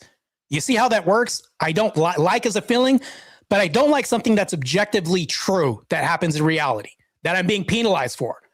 Pain doesn't feel good. I'm going to have a feeling with pain, right? The taxes are pain. I'm going to feel a certain way, right? But that was started because of a pain or a punishment, a penalty that we observed in reality that was happening. Right. Hey, Mike. So the disassociation wasn't a reason for England to start bombing us in your version, right? Would you say England's justified for bombing the United States because we disassociated ourselves? That's a reason to start beef, a war? England, if they bombed us because they didn't like our reaction to the disassociation, would be a feeling. Yeah, that's a feeling. But would we be responsible for the war, or would England be responsible for the war? It kind of depends on the reason for the disassociation. We don't like taxes. Okay, you don't separate ourselves. Now, do you think England's justified to bomb the U.S.? That would be kind of like a feeling versus feeling. They don't like how we feel. We don't like how they feel. No. We don't like them because of taxes, not because of a feeling. We don't like it because taxes hurt. That's pain. We don't like bomb us because we don't like taxes. From their taxes, and because they disassociate with us, and because they are just saying like, well, we don't like you because of taxes. So then what? No. So it's the inverse. We separated from them because we don't like taxes. And we said, you know what? We're going to develop our own colonies and all this over here. We don't like taxes. That's something that's not a feelings-based thing. That's like, I don't like taxes. I don't like paying to some entity and not knowing and having control where my money goes. That's not a feeling. Feelings come after that. That's like post hoc, right? Well, like you're kind of like ignoring how feelings can affect a war. But can you answer the question though that asked, would England be justified to bomb us because of our disassociation with them? If they did it, I'm not saying that it's not a matter of justification. We're talking about a matter of justification because we're talking about the reason why harm is done. No, because we're talking about if emotions can drive a war. No, we're not talking about that. So, okay, can I be pained by taxes and not feel a kind of way about it? Can you pay taxes, not feel can I feel pain from taxes? Meaning like the taxes suck, but I don't care. We deal with it anyways. Are there people that walk around the United States and say, what can you do? And they don't like it, but they don't feel any kind of way about this, even though they don't like taxes? I kind of feel like we're getting off of, right? Sure. Okay, good. You agree with that. So that's objectively true. That can be objectively true. Somebody could say, this sucks, even though I don't have any feelings about this, but we have to live with this, right? So that war So back to my question, England, and I'll even answer this for you. England would not be justified for attacking us for disassociating with them. That there's no justification, because all you can run to, just like with the Nick Fuentes thing, and let me tie this in everybody else saying, I don't like you because you're not letting me participate. That's not a Charlie Kirk causing more damage to the right. It's because somebody's temper tantrum and they get mad. That's their feelings and their inhibition and loss of control that's causing this. Because Charlie Kirk can be stoic as hell. He's not saying I want to start a fight. How you would actually gain traction in this debate is if you said, Charlie Kirk said this statement and he challenged Nick Fuentes to a battle, or he challenged his rhetoric, or said that he was dumb or illogical or something like that. If you were to say that, then I could understand where you're coming from. But if all you have is feelings and speculation, it's like, this is just why Nick Fuentes and Spencer started this harm for the right, not Charlie Kirk. Well, then we'll just leave it at that, because like we're just kind of like you're kind of ignoring the feelings of the far right, and well, I'm telling you, this isn't about feelings though. Here's the problem though. We can talk about feelings, but all feelings do is speculation. Martae, I'm sorry, like I don't need another diatribe about feelings and everything. I'm just kind of saying, like, this debate kind of comes down to acknowledging the isolationism of the far right caused a big problem that caused the birth of the American First Movement. And you can go on social media today, right now. The far right is gaining grounds on so many different areas. Women are moving to the far right. We have memes, like the floodgates are open. The far right is basically going. And I'm saying, because the far right is going so hard right now, because of the ignoring that Charlie gave them when he was alive, is what is the damage. And you can say I can't quantify it. I have no statistic on it. I can't really like give you a hard number for it. But that's basically what my argument is. This is basically amount to like, I feel bad, so therefore I'm justified to cause harm. In a nutshell. Right, but I'm just saying, like, oh, that's a bad bro. That's never justification to cause harm, because you feel a certain way. Just Martae, you have to ground your feelings in something real. Hey, Martae, you're assuming I'm justifying it. I'm not justifying it. No, I'm not assuming you are. I'm telling you don't have a justification. That's what I'm saying. There's no justification for the harm that Nick's inflicting, because you're saying, well, because the far right feels a certain way, this is why they're doing this. And I'm just like, well, I'm looking for justification. There isn't one. That's what I'm saying. Okay. Well, like at that, I think it's a good stopping point, because we're just going to kind of keep circling each other. Well, I'm not circling. What I'm doing is I'm trying to hone in on something other than feelings. We're going to circle each other. We're just going to. It's going to be. What I'm doing is I'm honing in on something other than feelings, and I'm inquiring for something other than feelings. That's a rational explanation of what the harm is. And even then, even up until this point, I have not heard what Charlie Kirk did, like an action other than exclusion is not a reason for justification of why. Okay. All right, guys. Okay, I'm gonna have to stop, because the debate is officially, the hour back and forth is officially over. Well done, guys. I thought that was a pretty interesting conversation. Good job to both of you, especially RealRain, because is this your first time, RealRain? This is my first official debate, and like with someone that I kind of do respect in Martae. I watch a lot of his debates, and yeah. Hey, you know what? My hat's off to you. I respect you for saying you respect me, not just because you say you respect me. I respect you because it takes a lot of guts to get on a platform and hold a position that could be a contrarian position by the majority who are on the right, as you say you are on the right. You're on the right, right? Yeah, like just want to clarify. Yeah, like I kind of like am a walker of the dissonant world of the far right. Like I was kind of raised right, and kind of like through music and stuff, I ended up like discovering people on the far right. So I kind of have an insight onto like what they think. Right. Right. I get that. And I respect that a lot. I respect Cool Vic's platform. He's, by the way, everybody who is out there listens, this is a very neutral platform, unlike other platforms that I don't want to, shall not be mentioned here. It's very neutral. Mm-hmm. He's not one-sided. He's not going to have a one-sided debate, as I've covered the other day on my channel. Give a shout out to Vic. And as a matter of fact, if you could send a super chat to his channel, your testosterone is going to bump up 10%. It's scientifically proven. I don't know where my source is for that, but yeah, do that and subscribe to his channel as well too. Hell yeah, it's just the science. You got to follow the science, guys. Yeah, there you go. Science. So we could do the 7-minute closers. Yeah, you guys have up to 7 minutes. You guys obviously don't have to use the full time. Since RealRain began, we could have Martae start first. So Martae, whenever you're ready. Yeah, I'd like to say I'll give respect where it's due. I appreciate you, RealRain, for meeting me on a platform. You've seen me in comment sections battling with other people in where I had to actually punch them in the throat a couple times.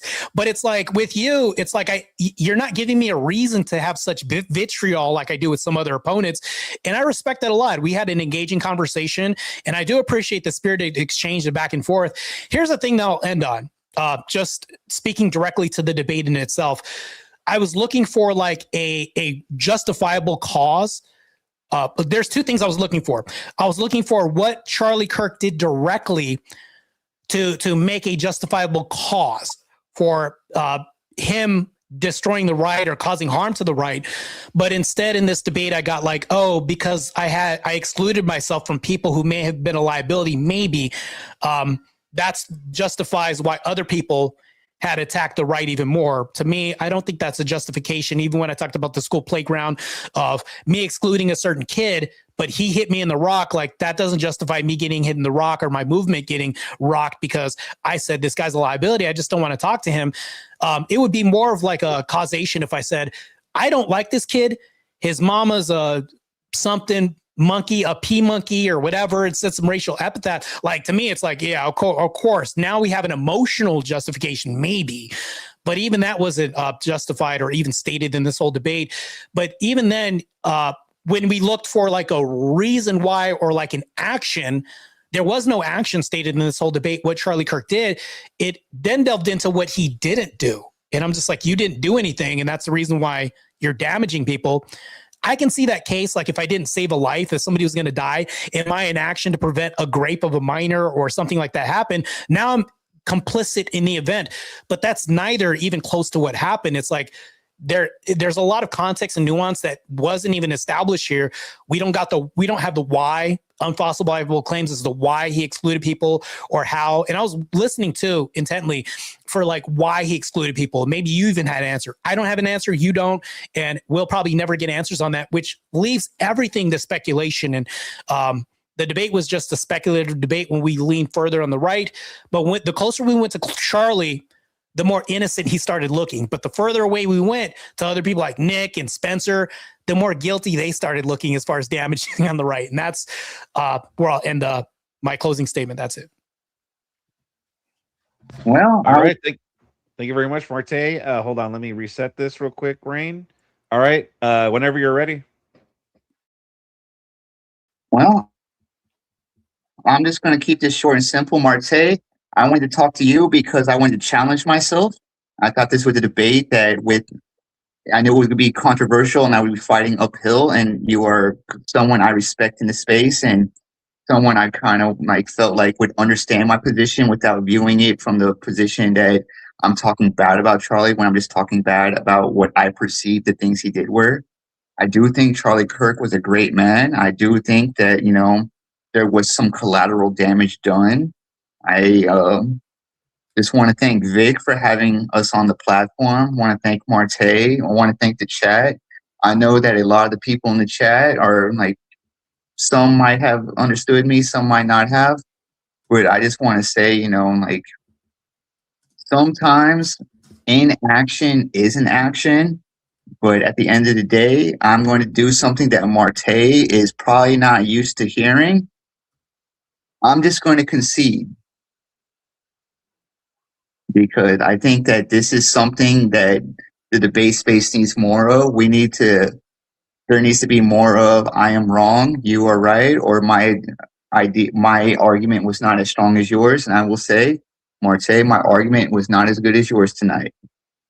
But thank you for the opportunity, anyways.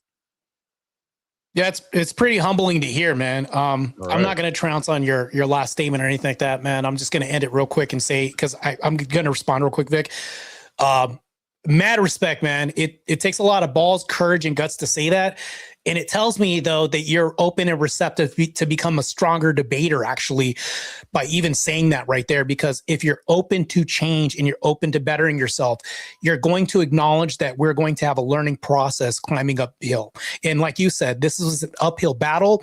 That tells me that you're going to be a good student of the game. And I was like that when I started out, too. I respect the fact that you had the courage to step up to the fight. And I enjoyed the thorough back and forth, for sure. Yeah, man, that was excellent. All right, thank you guys very much. Wow, first, I think that's the first time I've seen like a concession, so that was awesome, RealRain. You'll never get one from Manure. That'll never happen. Oh yeah, yeah, no, absolutely. There wasn't really much questions. I'm just going to go through these real quick anyway. Maybe we'll get some last minutes, but thank you very much, Postal Joe, for the gifted 5 Cool Vic memberships. Thank you very much. Also, thank you very much, Kokomo, for the $10 Australian dollars. Thank you very much. And also, thank you very much, PharmaCat, for the $5. I don't want the testosterone. Someone else can take it. All right. Well, that's good. We don't want any transes here in the chat, so that's good. Based. And then, thank you very much, Postal Joe, for the $5. Thanks for the debate. I always appreciate a good, calm conversation without newsy hats. Yeah, I know, right?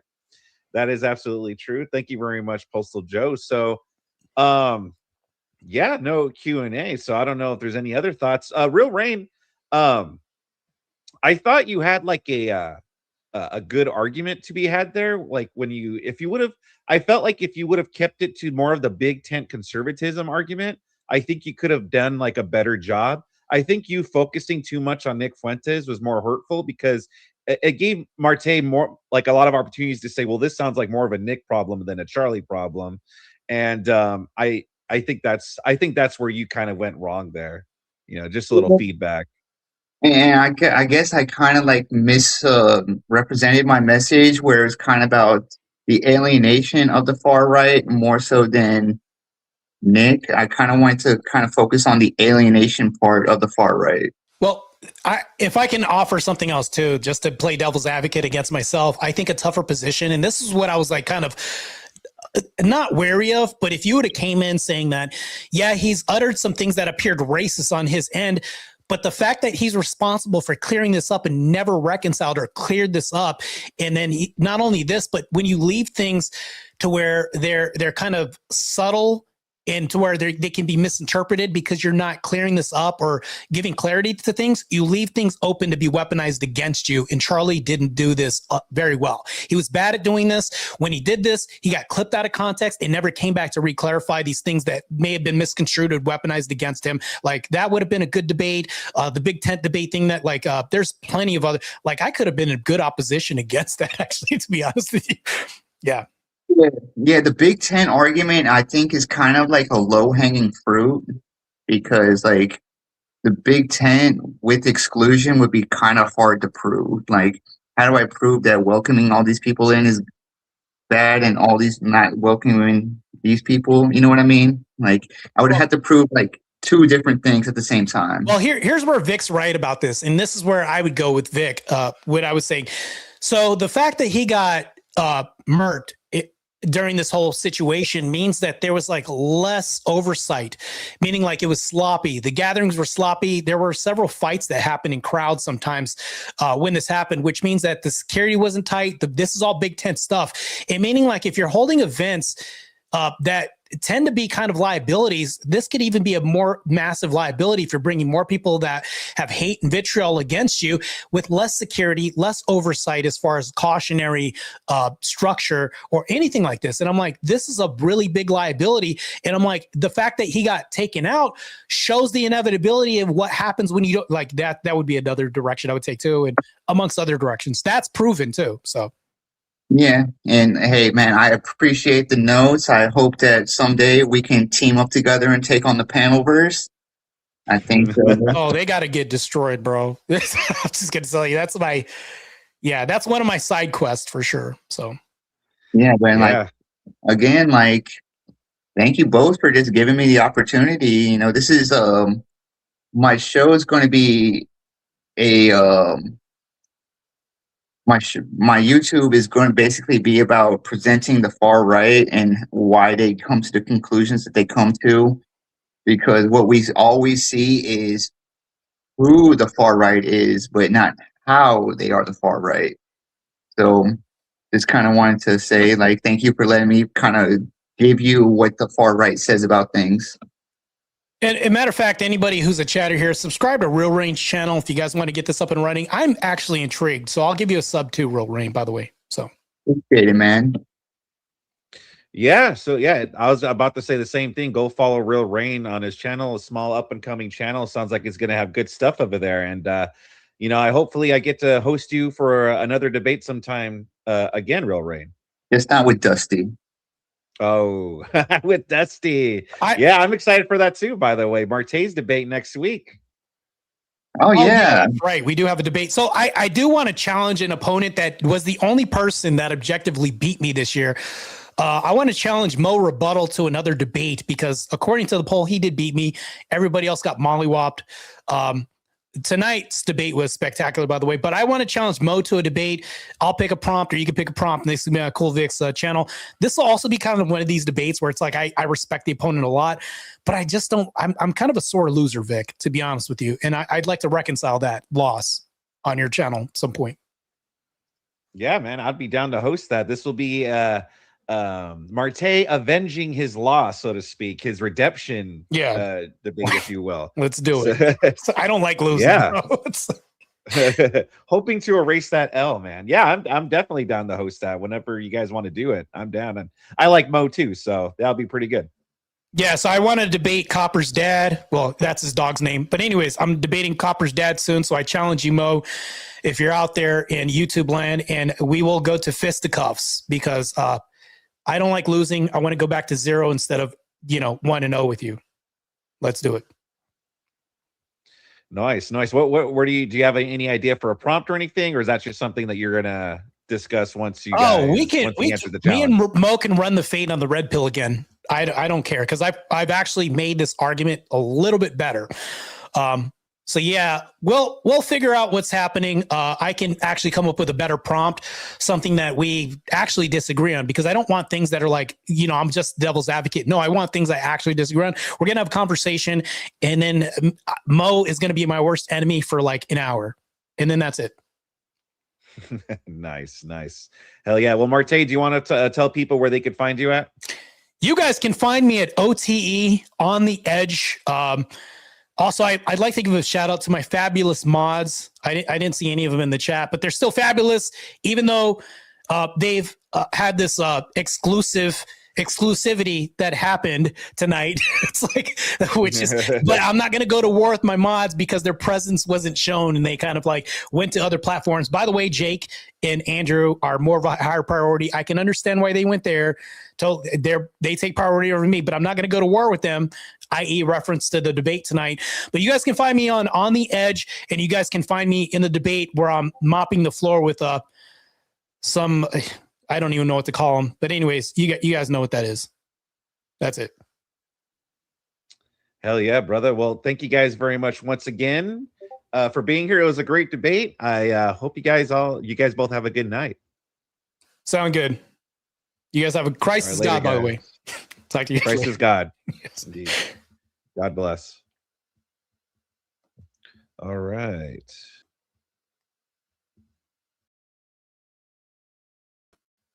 Man, that was crazy. I actually thought like there would have been like different rhetoric tonight, maybe. Like I actually thought there would have been like, here's the justification to why Charlie Kirk had done this because of his rhetoric or maybe an action he did, something like that. Like, so I totally got thrown for a loop when I asked him. I was like, well, what did Charlie Kirk did? And the whole debate delved into, well, this is what Nick Fuentes did. He responded to Charlie Kirk doing nothing. It's like, what? That's basically what the debate was. Like, Charlie Kirk did a lot of damage to the right because he didn't want to associate with people on the right. Just some figureheads of movements that could have been slightly troubling or liabilities to his movement. That's the reason why, like, you know, I would have never chosen that because all he did, and Vic was right about this. Like the more he talked about other people instead of Charlie Kirk is the more he implicated these people as damaging the right, not Charlie Kirk. Am I right? Am I wrong? That's how I see it. But it's like during the debate, it's like, it's crazy. Oh man, you got to let Copper. Yeah, because Copper's the man, bro. Copper is the man. I will say that, man. You got to let him out, man. He's got to do his thing.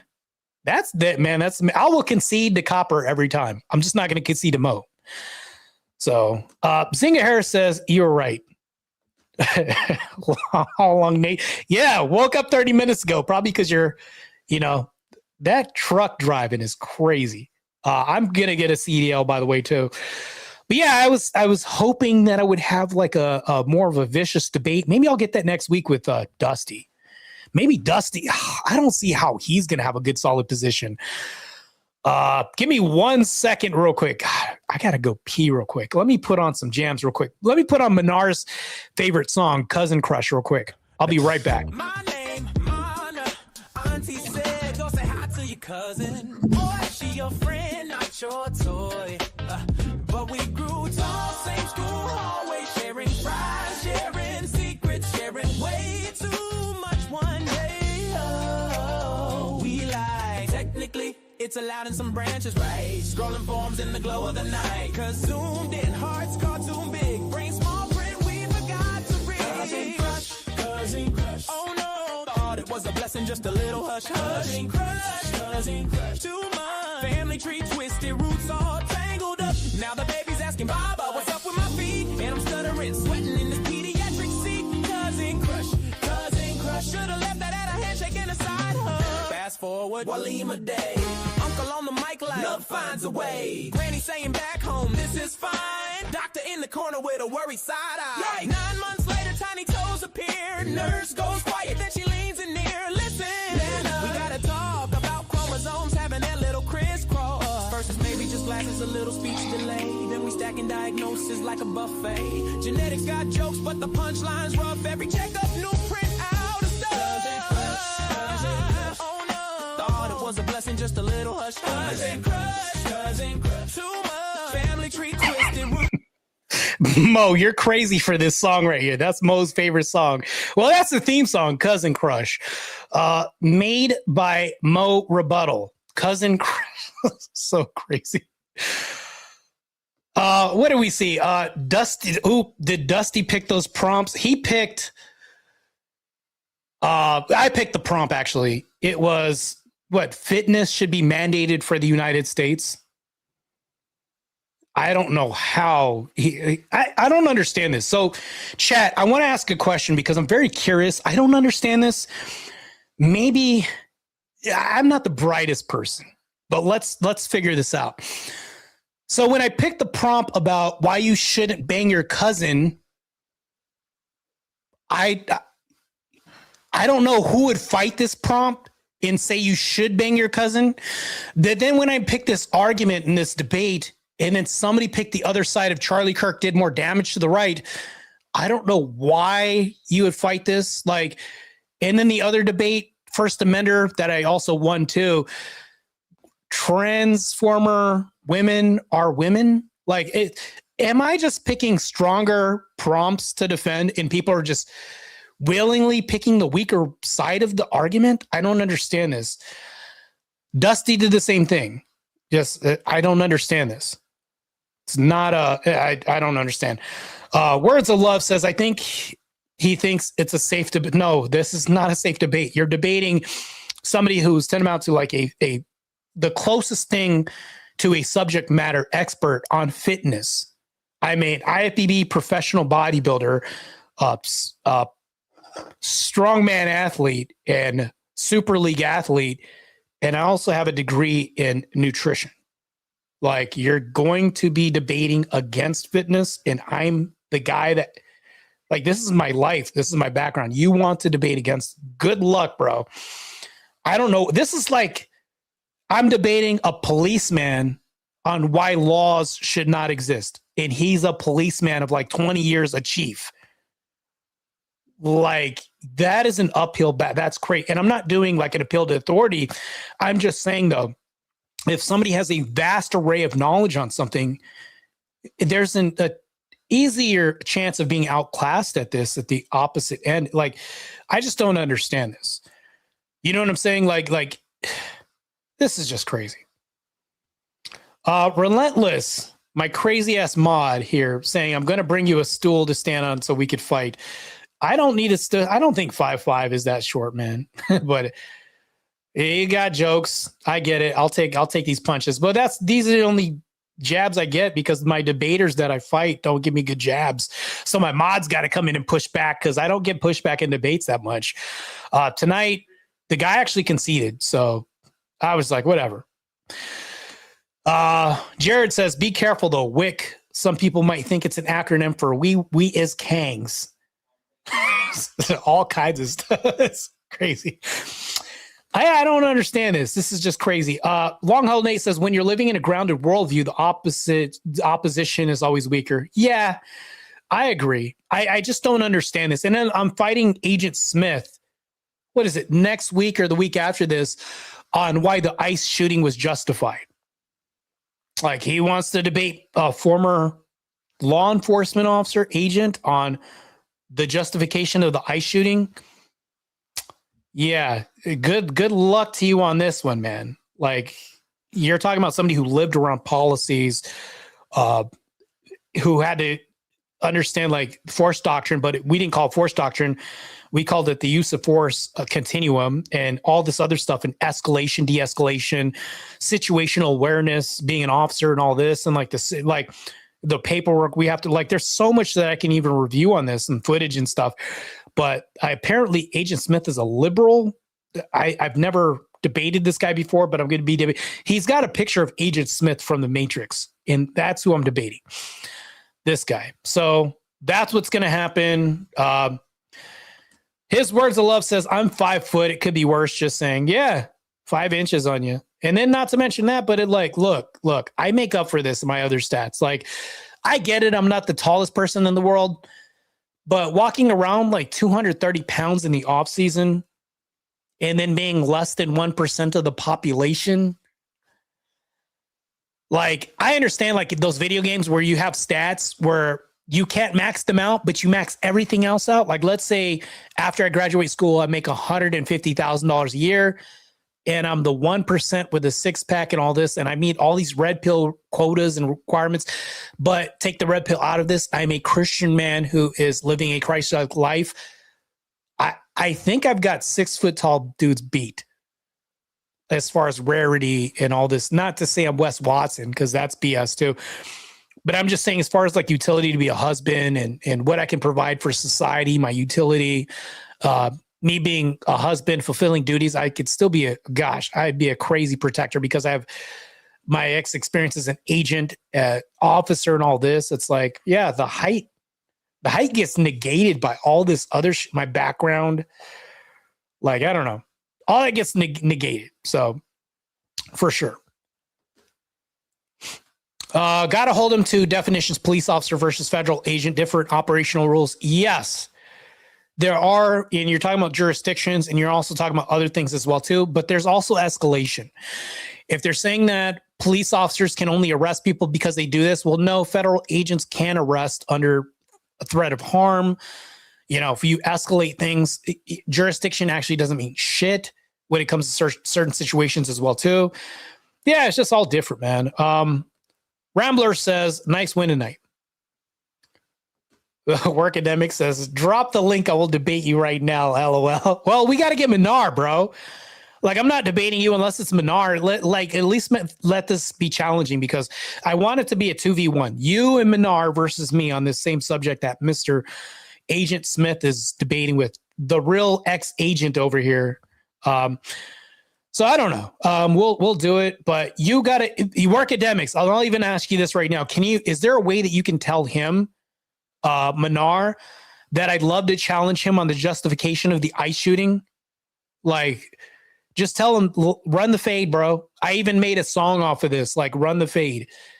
Like, if he wants to run the fade, we could do this. And you can join him doing this. I know you don't normally do debates, but I think Minar could use some help. I think that you could calm the senses on his end. Maybe, I don't know. There's probably a possibility.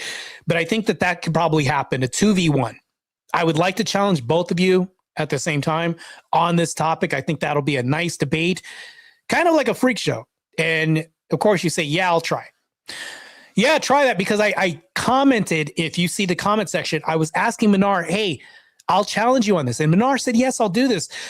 Get him to at least nail down a time. I don't know why he was ignoring my messages, and I told him he was running and all this. I don't want Minar to be the runner. I'll even be calm. I'm pretty calm compared to him. Just want to debate him. That's it. Was this funny when lefties think federal agents aren't law enforcement when the executive branch is the law enforcement branch of the government? Yes. I can go into more detail over this as well, too. Think about this. Immigrations and customs enforcement. Is immigration enforced by the law? Yes. Are customs enforced by the law? Yes. Well, how is that not law enforcement if you're enforcing these laws? You are a law. I've literally been told by Sergio Oliva, who is the two-time Arnold Classic winner, that they're not law enforcement, or we're not law enforcement. And I'm just like, this is asinine. So you mean to tell me that customs can't arrest you? Immigration can't arrest you for, all these other, like, that's what I'm saying. We have mules coming across the border. We have child sex trafficking that happens. There's so much that has to be enforced by rule of law. Like, they just don't bring people off of the street to do this. You know what I'm saying? Like, they don't bring randos to be like Paul Blart Mall Cop. You have to pass the psychological test, the fitness test.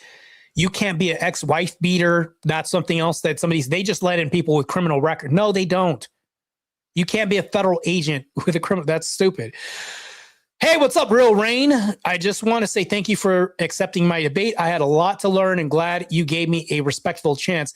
Yeah, man, I always give people the chance. I don't like turning down debates unless it's like, these are the debates I'm going to turn down, RealRain, because like we talked about, you're not going to not talk to people.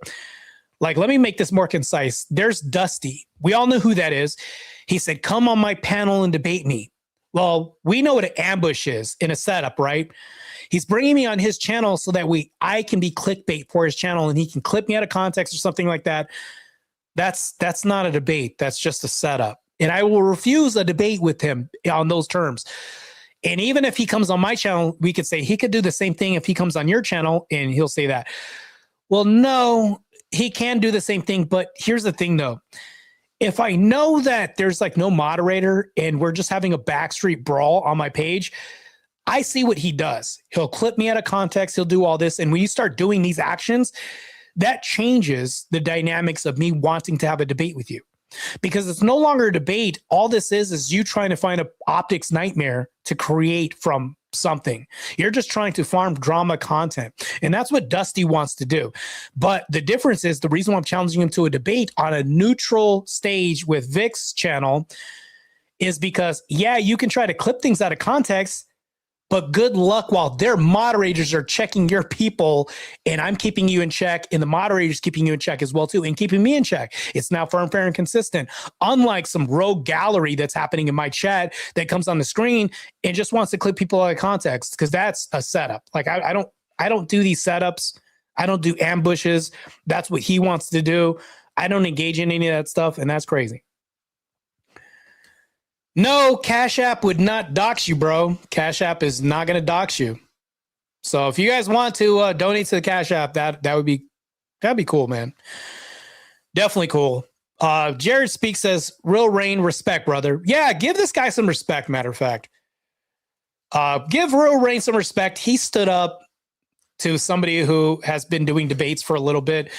I don't think I'm a master debater. Like, there's no way I'm as close to Andrew Wilson debater or Rob Knorr, who blows everybody out the park. Like, I'm not even on his list, like interplanetary level. Like, I'm I'm still climbing the rungs of like this little ladder trying to get somewhere in debate. But that's why I won't turn down debates. But I just explained to you the debates that I will turn down, or like the setups and the ambushes and the clickbaits and the drama farming. I'll turn down those all day if I know that you have a history that aligns with this. Like they say body count doesn't matter. It does matter, because if you have a proclivity and a pattern of doing certain things, when times go bad, you'll resort to said pattern because that's worked for you in the past. Why would that not be your default setting, is falling on somebody's dick? Like, why would that not be your default setting when you're doing just good, but then you crap out? You're like, I'm just going to drama farm real quick because that's been successful in the past. It's the same ideology. And that's why I don't want to fall into this dusty trap and all this other stuff. It's just crazy, man. Let me say, you are a purple belt debater. I'm a white belt. You adjust your skill to my level. If anyone says anything bad about you, I will testify for the quality of person you are. Man, that's good. It's good faith. Purple belt, that's subjective, man. I don't know what kind of belt I am. I'm just this is where I'm at, and I'm trying debater. This is where I'm at. I'll debate Andrew Wilson and Rod Norm, play devil's advocate, and that's just going to make me better. I'll probably get crushed. This is fake. I'll probably get crushed. I wouldn't mind doing that. What's this? Will you get super chats back, or will it be only Cash App moving forward? I'll get it back. So YouTube has decided we're going to monetize your channel again, and you can put in a request to monetize your channel on March the 20th or something like that. So in March, it'll get monetized again. But what it was is the reason why I had a channel strike is because I was reposting clips of Black culture just being degenerate, but not responding to it or changing the content to where it's originally from me, or making it look like I was changing it somehow. I was just reposting content. And one of them got I think it was 2 million views. It was a Black woman who was getting arrested by an officer, and she swung on this officer, and that got 2 million views. I think that's what triggered this, because if I was going to be making money off of my channel, that the 2 million views off of that one short that I just copy and pasted on here randomly would have got me, I don't know how much, but it would have probably got me some coin to some degree. Now, when you see me post clips and stuff, I'm in the video commenting on it. I'm posting. I'm not just reposting random footage. It's like me saying something or me uttering, it's, But yeah, crazy. What is this?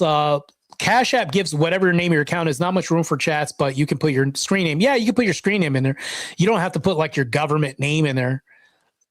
I put Martae Rayless because this is my name, but I could switch that to anything else for sure, man. Yeah. Wikimoto makes sense. I was a class 2 deputy as a CO, could detain if I witnessed a crime and had to call in class 1 to make the arrest and sworn statement. Yes. Matter of fact, you can make an arrest. What you have to do, though, here's how it works, though. Even if you aren't law enforcement, if you are making an arrest and you work for an organization, an agency, even if you're a security somewhere else, you have to call your chain of command, who's ever at the top, like the director, and say, hey, I'm making an arrest. And there's a process. So if you do cuffs, all you're doing is detaining. And that's what the arrest is. You're just detaining them. You're not using the cuffs as a restraint. We never use cuffs to restrain a person. You're using this to detain, right? It's not like they're not restraints. We can't even call them restraints. They're just used to detain, and that's the verbiage that we use. And you have to call your chain of command. And once you call your chain of command, then you can go back to the arrest. But you have to do this during the arrest if you make an arrest. Call your chain of command as soon as this happens, or get somebody else to call when this happens. That's a part of the due process and everything else. And also, this also shows timestamps. The call was made because if this goes to court, you can show that somebody else was notified. This was when the outgoing call went. So this covers your ass. All this has to happen regardless. Even officers, agents, people like this have to notify of an arrest. Their chain of command, whoever that is. We all have to do that, but that has to happen. That's how you know also that law enforcement is ingrained throughout this. Law enforcement is notified regardless. So there's an extension of law enforcement. Even if you aren't law enforcement and you're making arrests, you have to notify somebody in law enforcement that an arrest has happened. So therefore, there's an extension. Doesn't mean you're law enforcement, but Homeland Security, ICE, that's law enforcement, because we're inevitably enforcing laws for sure. Yeah, detaining is a form of arrest. Yeah, if you're detaining somebody, you're arresting somebody. Like you could just say that, and that could be analogous for sure. You know, so like if you make an arrest, you also. So Jared, you're totally correct on this, and also we've forgotten to mention, you have to unarrest somebody. Yes, you have to unarrest somebody. There's a procedure for unarresting. That's also a word. You guys can look this up. You have to unarrest somebody if you're releasing them, because if you call and you say, hey, you know what? Turns out they weren't guilty. Turns out that there's no findings in this investigation, something else like this. You have to recall the director or your director or somebody. Well, we had a director can call you and say, hey, let him go. Even if you don't have a reason, they'll say, hey, you can unarrest the person. And I could say, well, why are you unarrested? Just do what I told you. Unarrest the person. That's it. You might not even have a reason for why you're making an unarrest. We'll say, okay, I'm unarresting this person. That's it. You can go kick rocks. And then there's officer safety, because there's a way that you have to unarrest somebody because maybe they're still violent. But if they say let them go, you have to let them go. You have no choice. If your chain of command or director says let them go. But usually they trust us to make these decisions. They'll find out. But yeah, it's always crazy. They just think arresting is being taken to jail, etc. Yeah, that's what they think. So an arrest could be made just to detain because of an investigation. Could happen. This isn't like necessarily like we're putting you in restraints. No, we're not going to even say restraint. We're just making an arrest. That's all we're saying. And we're detaining you until further we get more intel, data, more findings. That's what we'll say. Upon further findings, we release them and unarrested the person. You know, things like that. Well, like, why is a supervisor necessary for a stop? Well, that's because of escalation. You know, like, let's say that cooler heads need to prevail. You'll bring in a third party, and we'll do this often. Now, like, I used to go on calls all the time, and we had this guy named Spradling. And this was when I first got into law enforcement with a different agency.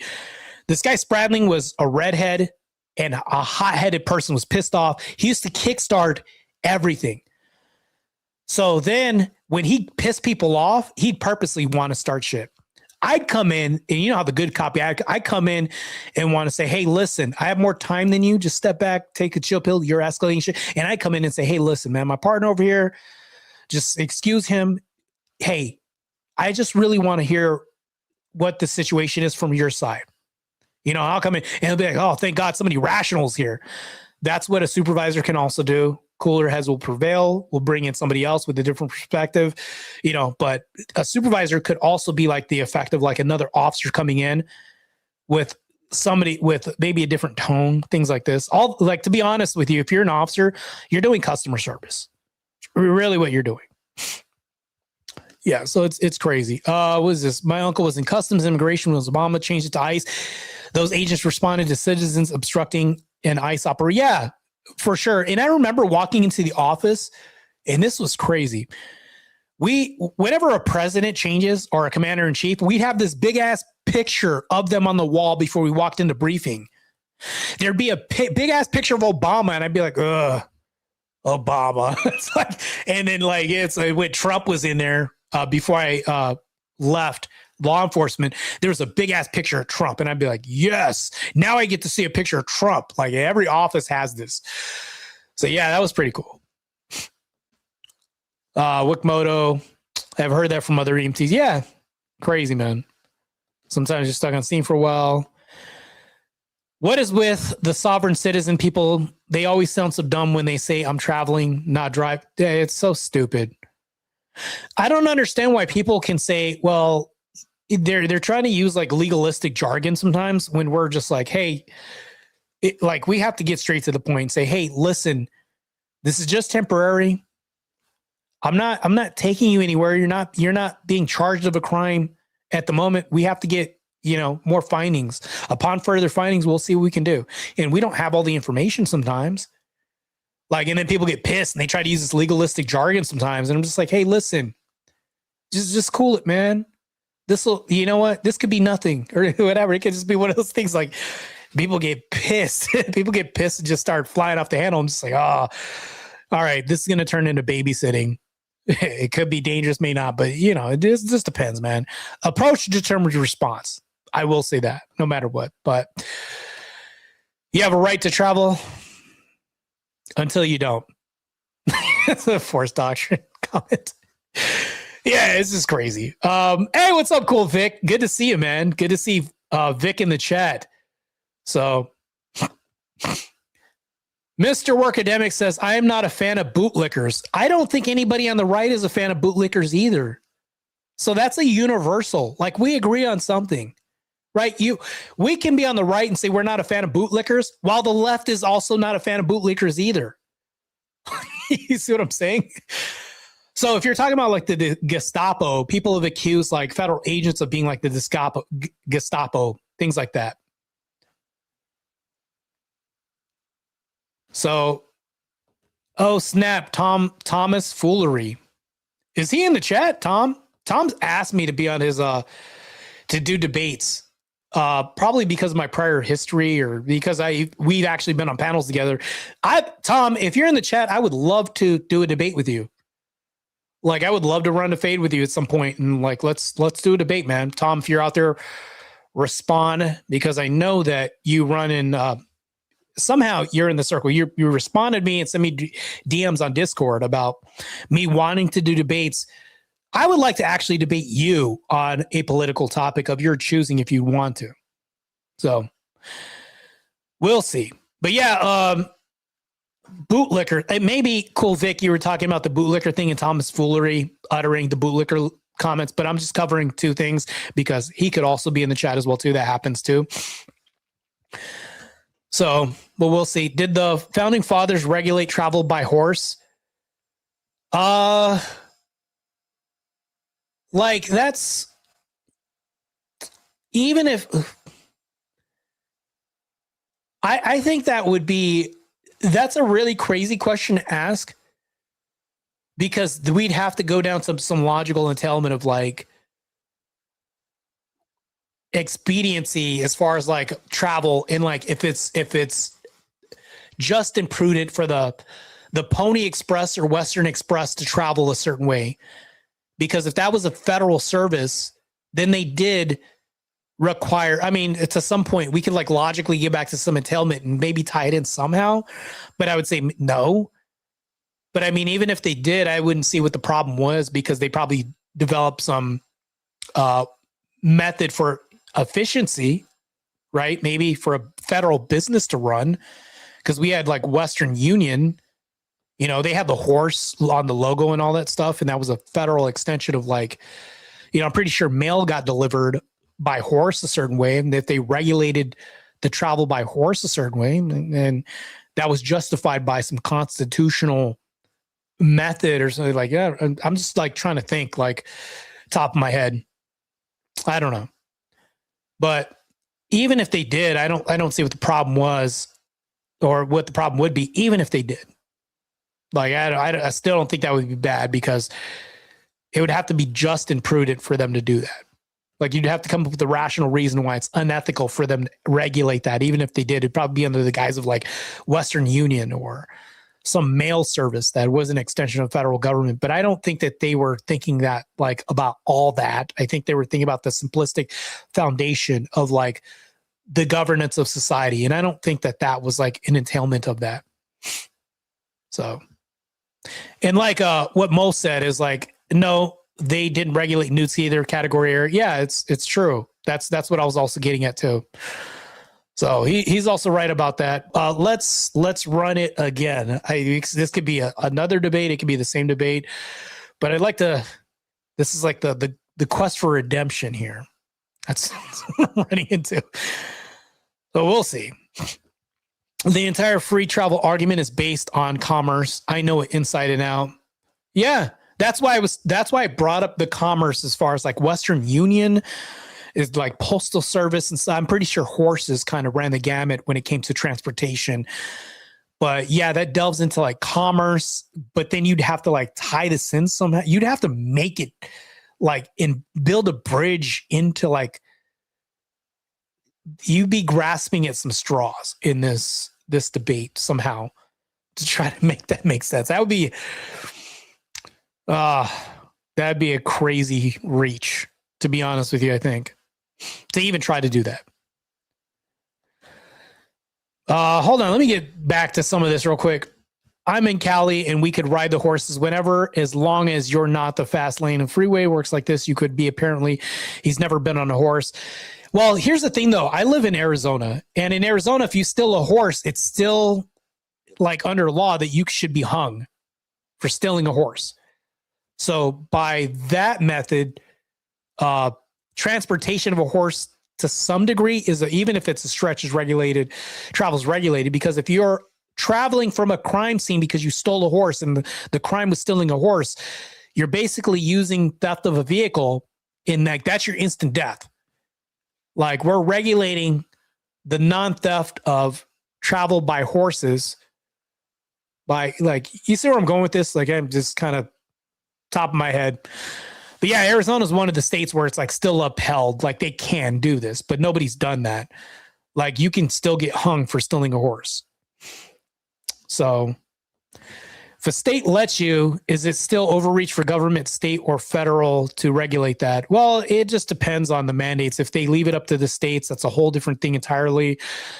I don't think that that's one of those things, like, you know, how they talk about smortion and like the educational system, as far as like the guidelines for like teaching certain things, they left it up to the states. That's one of the things, right? But this is like one of those mudders that we're going to get into. It's crazy stuff. That's almost the same, the exact law in Texas, Wick. Yeah. Law passed in 1812 that you couldn't ride a gay horse. Crazy, man. Yeah, tombstone laws in Arizona. We still got that. I think it's still a law here, where if you steal a horse, you can get hung. I mean, I think you should. I think here's the thing. Here's the thing that I think should be mandated, no matter what. I don't know if this is true or not. I'm going to speculate a little bit. I think that if your name is Shaniqua and you're on EBT and you get caught stealing food, I think you should be banned from EBT for the rest of your life. That, I think, should be passed. If it's not already, I think that if you're doing that, and I think I should get reparations for all the Somali taxes that were paid to Somalis. I think I should get reparations for the tax money that went to illegal immigrants. All of us should get reparations for the tax money that went to illegals. I think that should be a thing too. And while we're at it, there's a lot of laws that should be passed as well too. I think it's just crazy. If you're Shaniqua and you steal food and we find out that you're on EBT, banned. No, I don't care how many kids you got. You can have like 15 kids. You're like, you did this to your kids. We didn't do this to you. You stole food when we were literally taxpayers giving you free food, and you did this to your kids. I don't want to hear no pity party, nobody fighting for Shaniqua in my comments, because we could debate this. I'll battle you on over Shaniqua's wig and her lace front wig. We can debate over this. I don't really care. Because if you're on EBT and you're getting free subsidies from the government, and then you steal while getting free handouts, banned for the rest of your life. I don't care how destitute your situation. I'm sorry. I think we should draw hard lines in the sand when it comes to this. And then, not to mention this, but we should have a moratorium on immigration. Like, even legal years, 10 years, no immigration. Sorry, the country's closed, period. No new people ever. Like, if you want to reapply, you're going to be in a long ass line that's like after 10 years. Then we'll start again after we rethink the fall of Dearborn, Michigan, New York with Mamdani, New York with people saying we shouldn't have federal agents in ICE-free zones. That's basically what that is. We shouldn't have federal law enforcement. We should have restrictions on this, because what that does is this allows more illegal immigrants to run amok. Because last week in Chicago, let's look at the killings. I'm pretty sure if I look right now on Google, there are killings because of illegal immigrants or some crime that's run rampant. And even the citizens, the black citizens of Chicago with Brian Johnson, their mayor, don't even like him. They don't even like him. He plays the race card the whole time, plays the race card. We need him out. That also affects illegal immigration too, because he's giving them a pass. So for 10 years, I think America should step aside and rethink our decisions and say we should heal ourselves and fix ourselves, and then say no legal immigration for 10 years. I don't care how harsh this sounds. Like that's what I think. You know, if there's anybody that disagrees with me, you know, I like challenging people to debates on this. So crazy stuff. I was on food stamps. I feel like I'm reading in your personal lives here when I say this stuff.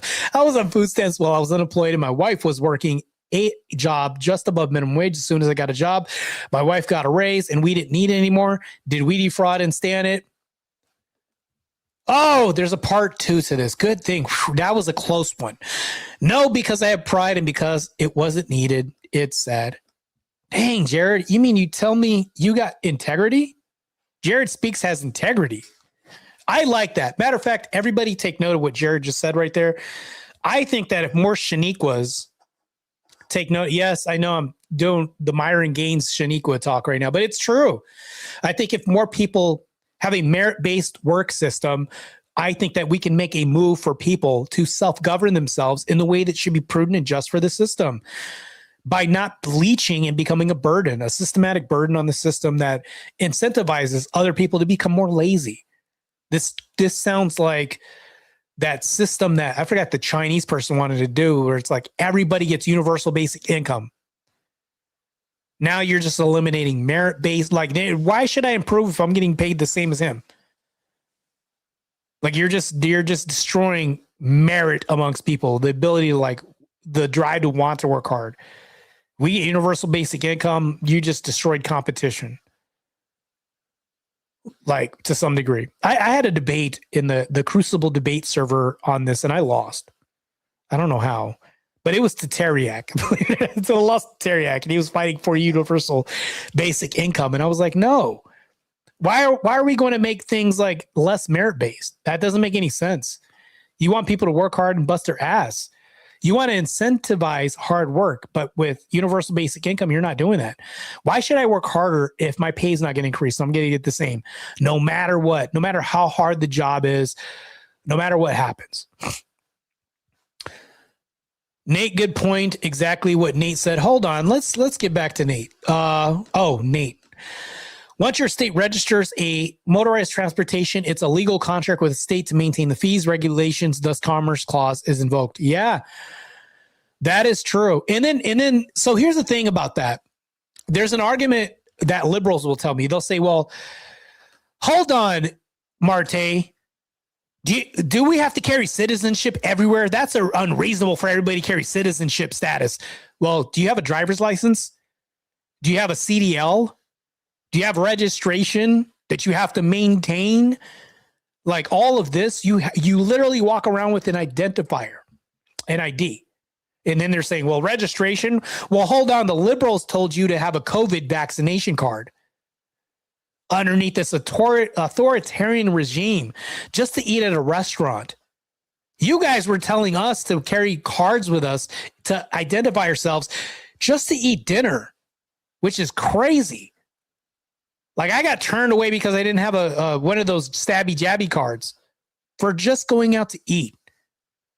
And then you guys are going to complain because illegal infiltrating our country, not paying taxes, and then you guys want to have indentured servitude and have people pick your crops and wheat. All you just want to have is another slave class to come in and justify for no reason. Renee Good got stopped.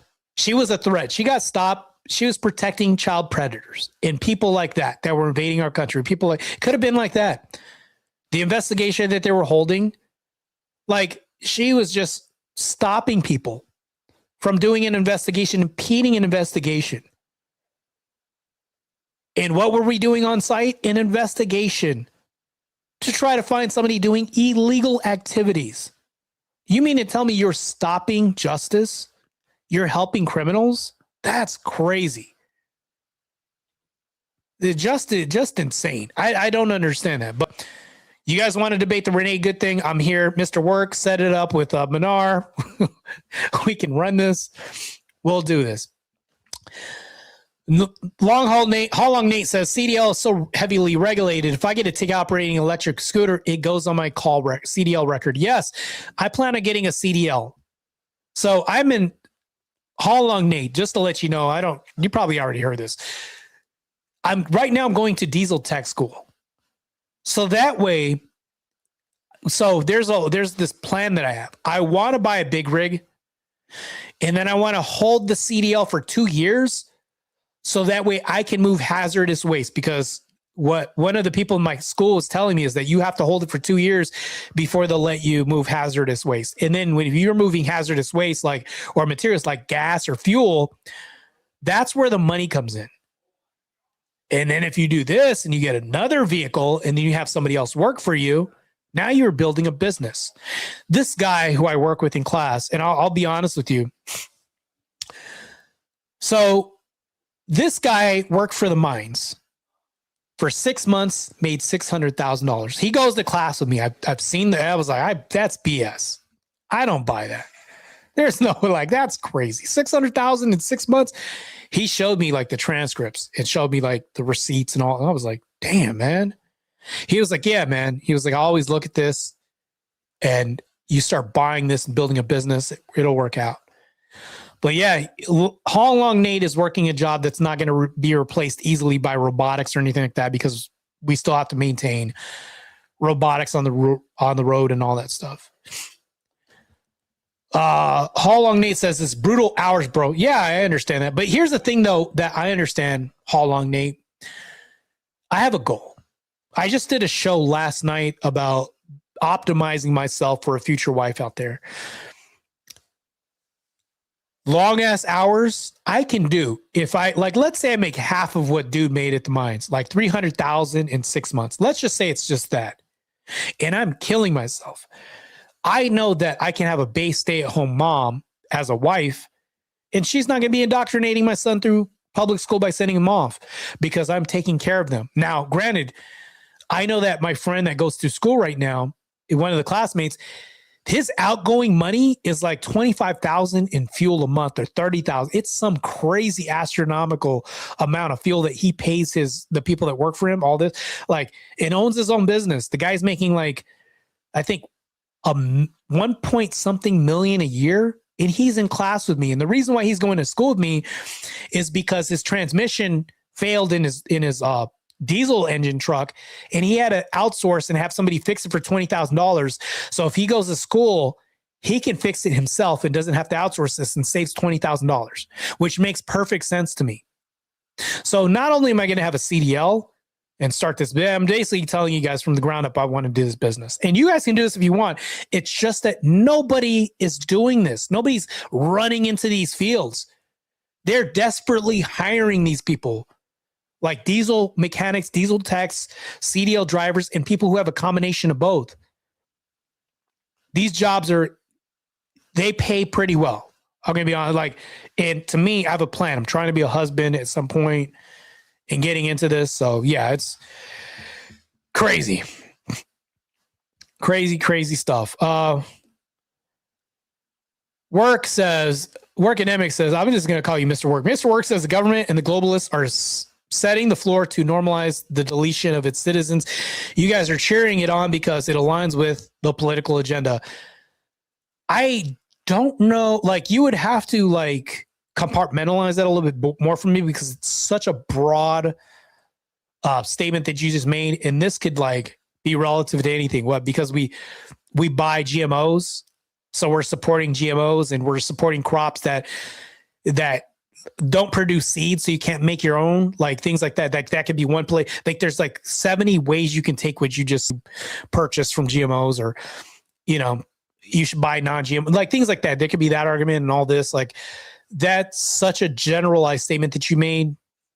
Or this could be a belief system with a political agenda, because even GMOs in farming and the industry with that is a political arena as well too. I support our farmers and everything like that. Jared Speaks says, my brother-in-law did OTR for 2 years and decided to screw that. Got a job doing home every day, cut his pay in half. He's single though. So yeah, you have to make these decisions. And the onus is on you. If you want to make these decisions, you determine your life path, man. You know, I'm going to be a blue collar worker. I was in law enforcement for a long ass time, man. I wanted a very long time in several, like the departments and agencies I work for. But there's one thing that's universal. You're going to get shit on the higher up you go, accountability when you go up. And right at the middle, it's not worth it. Like lieutenant, then you're getting money. Chief, more money. District director, more money. Like you start going up, more money. But like, it's like, so even in police, sergeant, it's bullshit. It's totally bullshit. But if you go above that, yes, but you have to earn that. But it's like, I didn't want to do that. Like there's so many times I wanted to take the sergeant's test just for fun, just to take it. They were like, why are you taking the sergeant's test if you're not going to be a sergeant? Just because I want to know I could do this, but I'm not going to put up with bullshit. I want to accept it.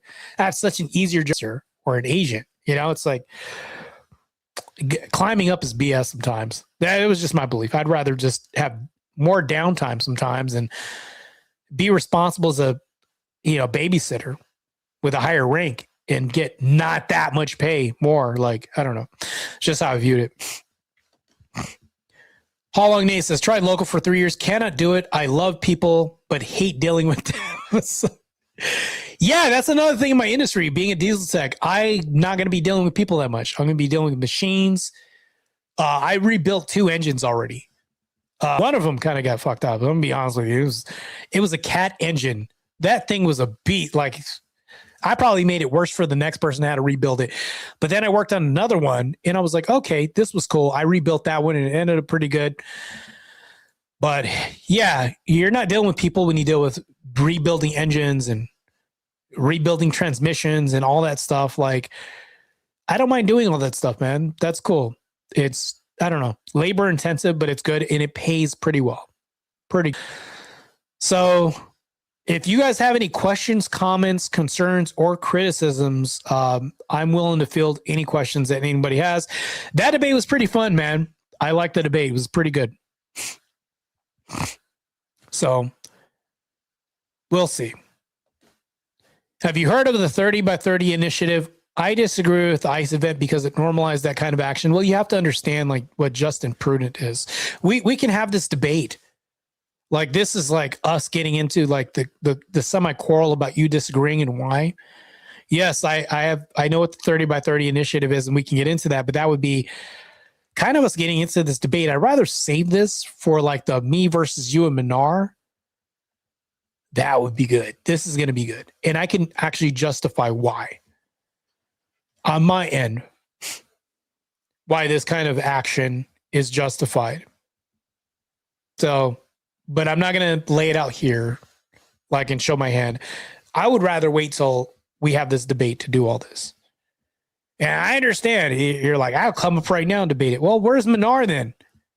Right now, and it's you both versus me. We'll do this right now. And I'll bring up like Jared Speaks or somebody like that, and he'll be the moderator in my own channel. If there's a way you can do that, we can just hash it out right now. But you're part and parcel with Minar. Just be honest. Okay, last question on topic. Do you agree with 30 by 30? See, this is once again, if I answer that, then you're probably, this opens up the door again. Let's wait till all of this happens in the debate, and I'll have like Jared Speaks moderate or something like that. Like we'll just do this. Or I'll have one of my mods moderate or somebody like that, or get Paige or Miss D or somebody like that to moderate. I think Paige would probably step up and moderate. She's done TikTok raids with me a few times, but yeah. Workademic says, I don't know Minar like that. You may not know him like that, but neither do I. You have just as much availability to reach out to him as I do. We're on the same level, bro. You can reach out and comment just like I can. See how that works? Like, yeah, let's say I do know him more than you. Well, I still think it helps if you can still reach out even if I like knew him better than you, I still think that we have fingers and hands. We can still type and just say, hey, by the way, and you would appear as a neutral party compared to me. I wouldn't be on my face looking like in a neutral party approaching him about a debate. But if you did, you'd be kind of a middleman that's on his side. But it's more advantageous for you to reach out to me. That's also what I'm saying too. Long Knee says, it started as a wrench. Boss asked me to get a CDL. Day I got it. He sent me out. SLN New G's solo run. Damn, bro. They just threw you to the wolves. They threw Long Nate to the wolves, man. That is crazy. LMAO, I got you. I will try to set up. Yeah, because you would appear on its face, it would appear as you're the neutral party, the person setting it up. If I look in and write him and say, hey, let's do this a bit, I'm going to appear like the aggressor all the time. Even if I'm the most peaceful person, he's going to spurg out. Well, we'll see. You can't even debate anyways, Martae. It's like, well, he's not going to approach you like that. He would be like more receptive if you said, hey, Martae would like to set this up. And he'd probably be cordial with me. Here goes Martae, who can't debate again. Then I got to hear all this diatribe. And it's going to be like 30 minutes before he says anything about doing this debate with me, because he's going to, the feelings and the spurging and the cart pulling is going to happen. So it's better if you try to set it up, but I'm glad you get the gist of this. So got home 10 days later and told him he had an obey. Wow. Yeah. I mean, I imagine I'm probably going to get a wrench for a minute before I do anything. So it's going to be some time before I start making real good money. I imagine how long, Nate, you're making decent money. I can only imagine you're making decent money. Otherwise, I mean, that industry is full of opportunity. You know this. You know better than I do. Hell, who am I preaching to the choir right here, Long Nate? Preaching to the damn choir. You know way better than I do about this industry. I'm a student. I'm just a student still in school right now. They're probably going to have me like changing oil and brake pads starting out before I touch an engine. That's what's going to happen. Hey, what's up, Trench Deacon? Yeah, I was actually going to do a 1v2 with Minar and Mr. Work. That's what was going to happen. That's what was going to happen. But Trench, if you want to team up on a separate debate, because I do want to do a 1v2 versus these two guys, Mr. Work is I would say good faith. Minar, I have no comment. Yeah, Trench, you debated him, you know. We both, according to our polls, we beat Minar, but if you ask Minar's going to say he whooped your ass. And then Minar's going to tell people he whooped my ass, and he's also going to say that none of us can debate. But if you let him tell this will be revisionist history on his side in his stream. But if he asks us, we're going to say, okay, let me show you the poll that I screenshotted from this debate. This is what everybody said on this neutral channel. They said Trench won the debate. So, Minar, where are you getting your schematics from? You know what I'm saying? Trench Deacon, I don't know what your Discord is. Maybe you can reach out to me and connect with the Discord. Maybe you can do that. Because we look like we could be brothers. Like this could be the episode of Step Brothers with Will Ferrell, but it's the black rendition of people who really love fried chicken. I do love fried chicken. Fried chicken is delicious. Man, bunk these stereotypes. I don't even care. I will eat fried chicken before I destroy somebody in a debate. Say I won't. With some hot sauce. Some delicious sauce. Oh, man. Finally looking into my own truck. Sick of corporate BS and all. Yeah, that's what I'm doing, How Long, Nate. I'm looking into buying my own truck. How Long? I was looking into some diesels. There are some for $27,000. Now, granted, you're going to get what you pay for. It may not be the best, and it may be a liability, but they have trucks that low. Like regular vehicle prices for this, like even $40,000 is reasonable for a diesel. Getting your own, and then that's more financial freedom on your end, even though, you know, we can get into that. But as a diesel tech, I can repair it and fix it myself, and I don't have to worry about all this stuff. So Trent said he is coping hard. Yeah, bro. Trench, I was on his stream. I think it was like maybe the day before you guys had a debate. And I got on his stream because I was saying, hey, when is our next debate going to happen? Because you were talking mad shit. You were talking a lot of like, there was so much cope that happened as a result. And even Cool Vic got in the chat. He was like, LMAO, I love bacon, you know, Cool Vic. Cool Vic is like the most laid back trash talker. Like he'll talk trash, but it's like, he's Cool Vic. It's laid back the way he talks trash. It's almost like Vic packages the trash talk in such a way where the people eat the bullet, they bite bullets. Like Vic has customer service friendly jabs. Like you're going to get this jab, but you're going to like it. That's the way Vic does it. Vic will say, I'm going to punch you in the face, but you're going to enjoy this though. That's what Vic does. I don't do it like that. I'm just like, I'll punch you in the face. I don't give a damn what you feel like. It's like, I don't care. Your argument's stupid. Also, on top of that, I might throw like an ad hom too. And like Vic is like, hey, I packaged a beautiful haymaker for you. Enjoy this. You know, enjoy your beautiful, crispy, crunchity haymaker. You're going to eat all of this and you're going to enjoy it. And Menard's going to be like, I guess I do like pork tonight. That's how I'll take it. But Vic has a way of packaging haymakers and jabs for people. That's the way he has. I don't know. We're all different, man. That's what he does. LOL. Menard said Trench is a homeless version of Martae. That's crazy. That is crazy. He said that. So Menard said I had like a receding hairline. Crazy. Like, I don't care. Look at this luxurious hair I got. Beautiful hair, man. That's my hair. I don't care if my hairline goes back a little bit, man. Look at that. I can run my fingers through my hair. But Menard looks like a transformer version of a woman. Anyways, I'm not going to... Let me stop talking real quick because these are ad homs and stuff. I don't really talk about people's looks and stuff. Menard doesn't really have a good argument. He tried to have the debate that Trench had with me in our debate when it wasn't involving religion. And then when he had the debate with Trench bodied him when he tried to bring up Leviticus and everything else. Trench was bodying him the whole debate. And then Trench was like, there was a point in the debate with Trench, and Trench, I'm just going to call it out right now, where Trench put Menard in a box, and then you could tell on Trench's face, Trench was like, bro, you look dumb here. I don't even know where to go with this argument from here. Like, you're literally imploding your own argument. I don't know where to go from here.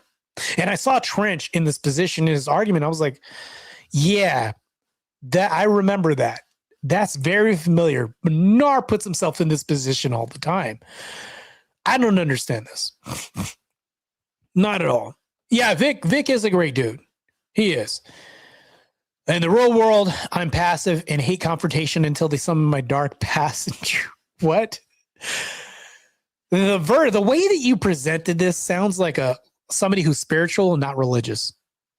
That's what, like, if I didn't know that you were religious, like, it just sounds like it comes from somebody that is a person that says, yeah, I'm not religious, I'm spiritual though. When you say something like they summon my dark passenger, it just sounds like that verbiage that they use. I'm not accusing you of being those people, not what I'm doing, but it just sounds like something they would say. Just to be honest with you.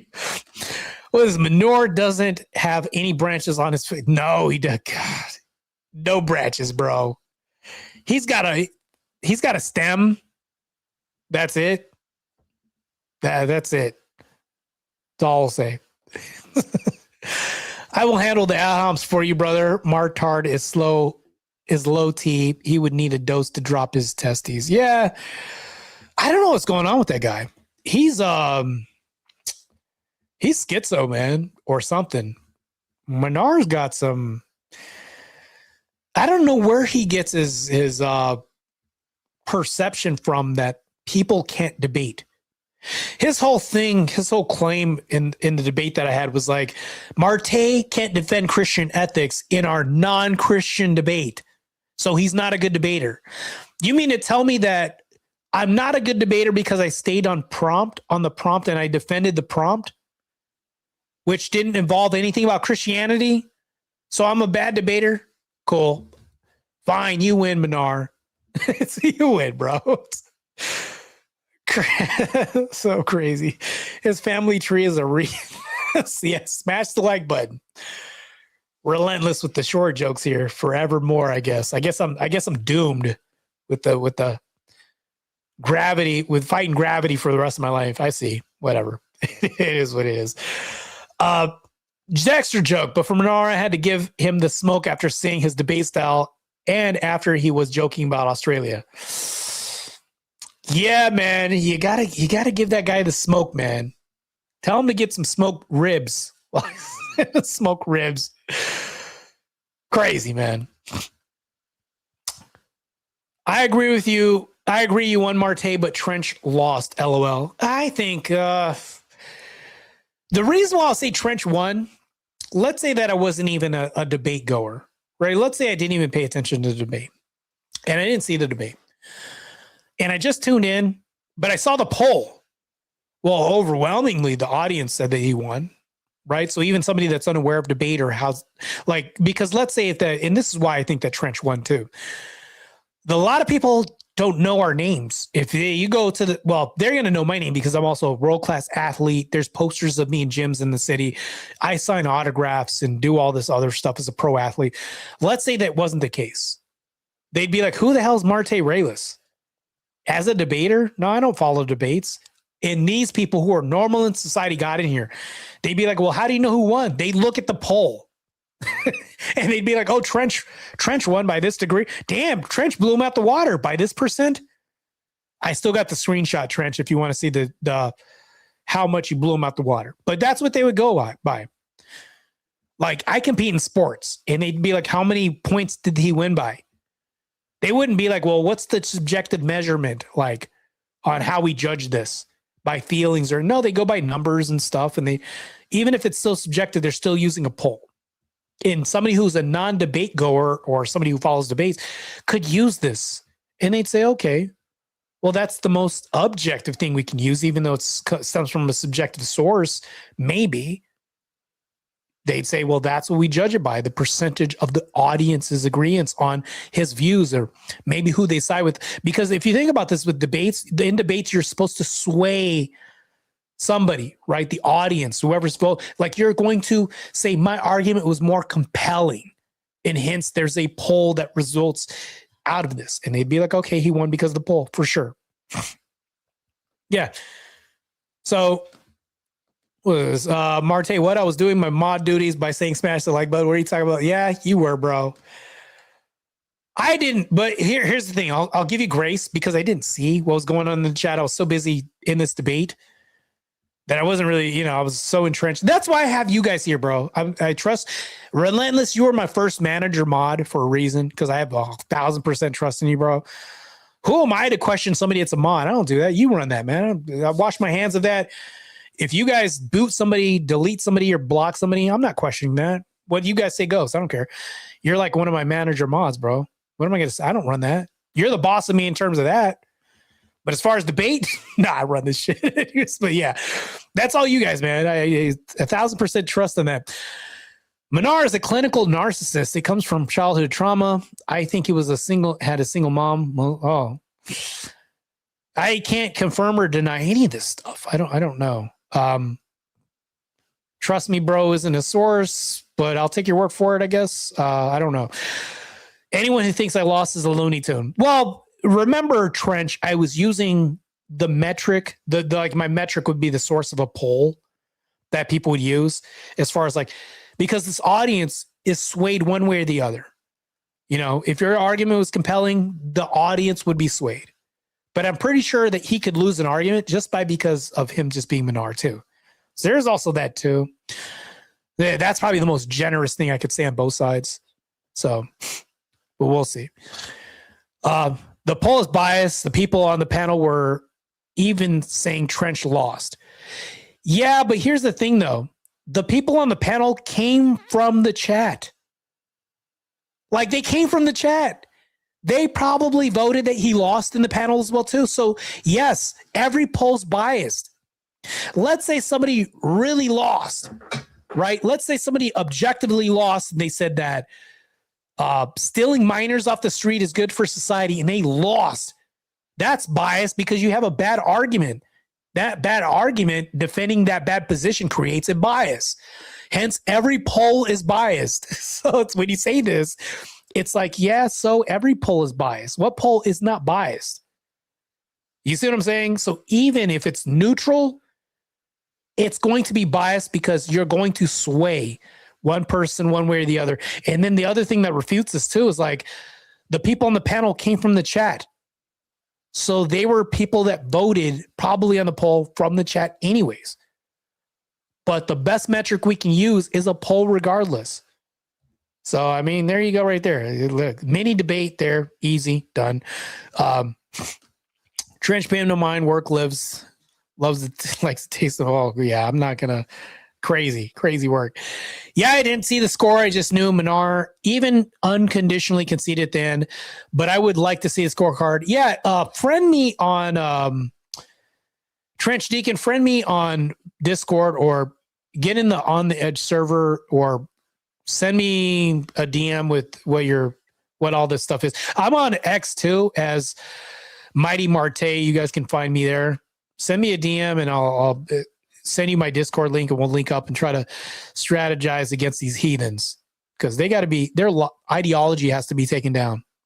I know you'd agree with me. Matter of fact, I would say that you're probably the stronger person when it comes to a religious argument. I'm really strong when it comes to using their dumbass secularism against them. Like that's my strength. I'll be honest with you. I'm not going to be doing an exegesis anytime soon, to be honest with you. Especially as a really bad former heathen. Somebody who did like XS work in the past and all this. Like, I'm not getting into that.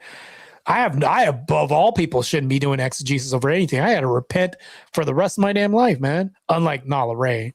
I mean, well, no, she has to do the same repentance just as much as I do. But I'm just saying. We'll see what happens, man. Let's see. Nature of Man says Martae in chat. Hey, what's up, Nature of Man? Good to see you, man. Good to see you guys all in chat. For sure. It's like in politics, you always have people who are hardcore on each side.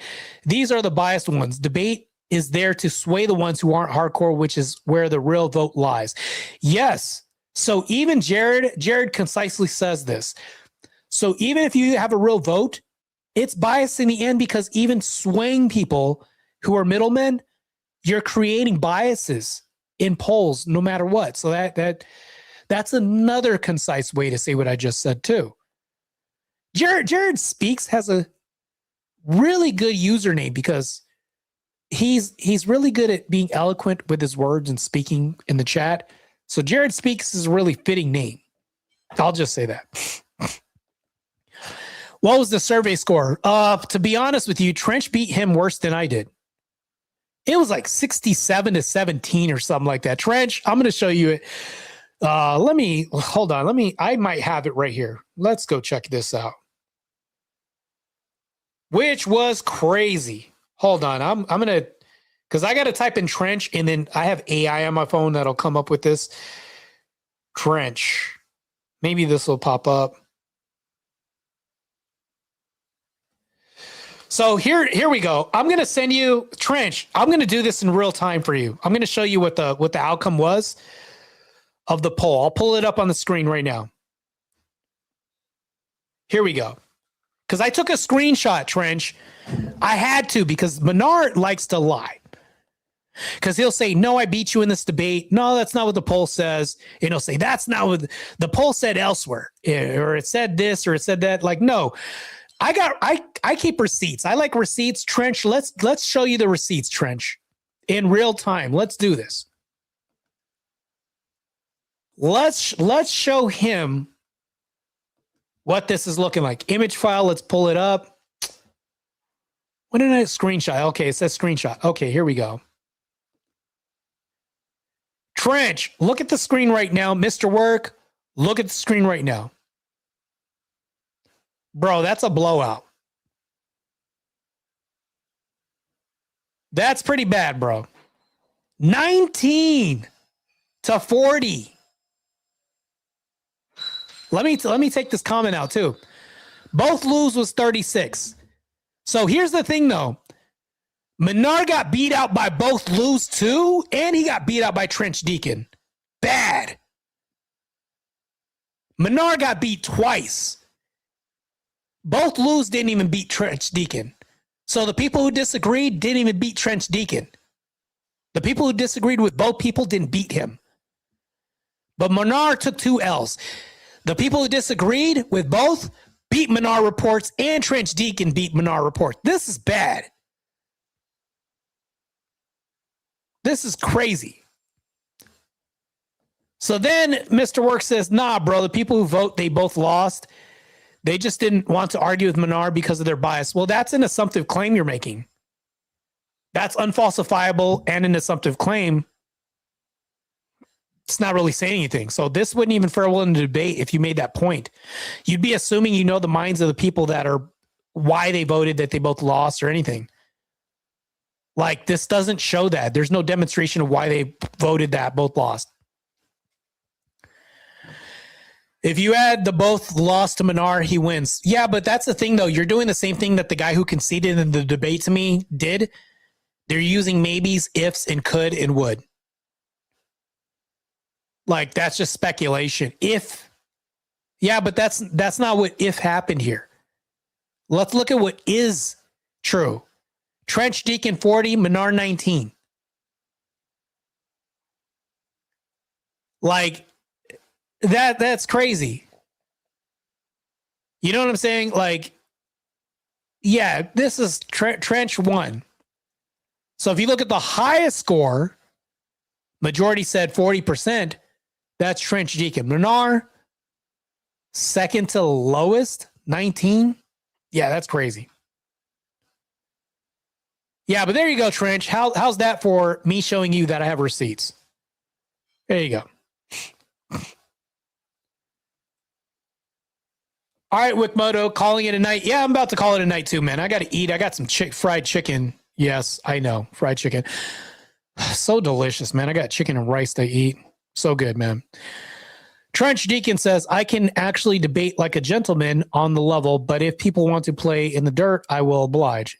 Yeah, same. I think a lot of us do that, man. So that'll happen. But anyways, yeah, I had to show you the receipts, man. I don't play about receipts when it comes to like all this. When you deal with people like Menard, you don't want to be the guy that's like, no, I think I won. If there's any chance you can pull up receipts and this guy's going to say, no, I did it, he's just going to deny. The best way to beat people like that is to be like, hold on, can you look at this real quick, Menard? So like, yeah, debate this, Menard. Debate this. So here's another thing that's a fallacy. I can already feel this. Maybe I'm wrong, but let's see it. So if the audience is 70% Christian, then you could assume 70% both just lost, didn't want to vote for Menard. You see how you're saying if the word if is doing a lot of the heavy lifting here? So this is what the guy did tonight. He used speculation. If. Whenever you make if in a debate use the heavy lifting for you, that's just speculative. Like, where's the logical entailment? If Christian, we don't know that. That's also unfalsifiable too. Like Speakeasy, yeah, there's a lot of Christians that could be there, and maybe a lot of degens that could be there. We don't know that. So then there's also that, and then you're saying if is doing a lot of the heavy lifting, unfalsifiable. We don't know that, so it's like it's just speculation. But you know, it's not speculation. The number 40 and 19, that's not speculation. So yeah, bro, let's get to like 5% draws, the 49th. Like, bro, come on. I can't use an if with this. You see how I'm handicapped from using if when we look at this? These are like, the numbers are objective. Maybe they arrive from non-objective, from subjective sources. This right here is objective. Objectively true that it's 40%. Objectively true it's 19. There's no if. Notice how there's no if. Who gave the best arguments? And hold on real quick. Here's the other thing too. 142 people participated. That's a lot of freaking people for a chat, for a debate. The majority of 142, damn, that's a lot, thought that Trench Deacon won. Jared says that's your bias showing through in your presupposition. Yeah. That's a really short way of it being very concise with saying the same thing I said, Jared. There you go with your eloquent speaking again. There you go. That's why I was like, maybe Jared should moderate this debate if this goes down tonight and Manure shows up. I agree. I'm using Christian as a way to easy group of identify the group bias. Yeah, but that's a what if. We're presuming to know what if. Could be, may, might be. None of this is like certainty. It's just I would say, an empty assertion that we're making. So if I were to guess what bias is more prevalent, I would guess Christian, which is why I use it. Yeah, but you notice I use guess too. The word guess is also doing heavy lifting. It's always if, guess, may, could. Like if you're in a debate, I want to lean far away from these words as possible, or try. Even try in daily life is bad. Try is actually against anything you're doing. Do or do not, like Yoda said. He didn't say try. You know, this is how we work against ourselves sometimes in society, by using the word try and if and could. In debates, you don't want to lean on that language, or even guess. If I were to guess, like it's not very compelling. If I was to say, if I were to guess, Trench is a Muslim, that's not a compelling argument. You know what is a compelling argument? Trench is a Muslim. Let me demonstrate why he is. But I would never say, if just by looking at Trench, if I were to guess, like, you see what I'm saying? So I'm imploding my own argument. You know what I'm saying? And that leans toward making an emotional argument when I do things like that. And there's less certainty, and I'm making all these speculative claims. The if is doing the heavy lifting, like I was saying, all that stuff. Manar had a bunch of Muslim fans come in with him. Yeah, that's where I think that he had the 36%. Even though I beat him in the debate, that's where the 36% voted for him. Like these people that wanted to bang their cousins and marry their create inbred societies. Like it was, I'm like, who's the 36% voting for Manar? Even though I still beat him. That's wild. All these people voting for incest is crazy, especially my debate. I am guessing what would be the best correlate for the bias, but you acknowledge a bias exists, right? Yeah, but this would be on both sides. Even if we acknowledge a bias exists, that doesn't say like, it doesn't say that it's a setup, or meaning like it's rigged. Like that's not pointing to like anything being rigged. That's just saying like people are swayed, which if your decision swayed, that's a bias for one or the other. Like who won the best argument is then asserting like, all right, you need to choose your bias. Basically, that's what's saying. The prompt is saying who had the best argument tonight is saying, all right, where does your bias lean? That's all that's saying right there. We don't know like if it's rigged. I think that's what you're applying with this, like to what or whatever, like there, that would be an unfalsifiable claim. There's no way we would know. Yoda voice, found out you have around, you did. Yes, for sure, man. I'm going to be bouncing here for about 2 minutes. I'll just read some more comments because I don't know. I'm just I don't even feel like I need to decompress from that debate. He conceded, which was fair. First time I've had no, I think maybe I did have a concession at one point. Did I? I don't know. But anyways, I'm clipping the whole thing and putting it on. I'm going to repost it. Mr. Work says, I'm not saying it is rigged, but a real win against Manar should be overwhelming on Speakeasy's channel. No, a win is a win. Like I compete in sports, right? If I knock somebody down and they barely like get up, and then they knock me down and I barely get up, and it goes down to decisions, and then one judge in a boxing ring says Martae won, nobody's going to say, yeah, but that's not a real win, Martae. Nobody's going to say, oh, that's not a real win, Martae. Even though the judges voted for you, it was just one judge. It was by a hair. And nobody's going to say, well, you broke the tape at 10.1 seconds and the guy was like a millisecond behind you. That's not a real win. Nobody's ever going to say that. There's either a win or a loss. That's it. Like nobody in a court case by the same metric is going to be like, he didn't really win that case. even though the judge found him not guilty, even though the judge say he didn't really grape that woman, even though the evidence wasn't really conclusive, they're not going to say he didn't really win the case. They're going to say Martae won the case. That's what they're going to say, to be honest with you. Manar is a seasoned debater, and he also conceded at the very end. I can clip it. Yeah, clip that, man. Trench, I will say this as a keen observer in lack of accountability on some people's parts, it is good. This is why I have this, Trench. The reason why I have this clipped and screenshotted is because people will then say that things that happened didn't happen. So Manar does this. He'll say that, no, that's not the way that this happened. This is how it happened. I destroyed such and such or whatever. Clip it and ship it. You have to say, like that's the thing. Mo Rebuttal says, wait, 40 to 19% is not a blowout? Well, Mr. Work is saying it's not a real win. And I was like, what? Even by semantics, like you have to like say, if a boxing event went to decision to find out who won, like you could say, well, no, it's not a real win because he barely won. Nobody's ever in a boxing match going to say, they're going to say, Martae won. He won by decision. He won. That's a win. Manar lost by this many percentages because of this and that. A sliver. Oh, that's not a real win. No. That's not how, what can we map this logic onto anything else in society and say that it's not a real win?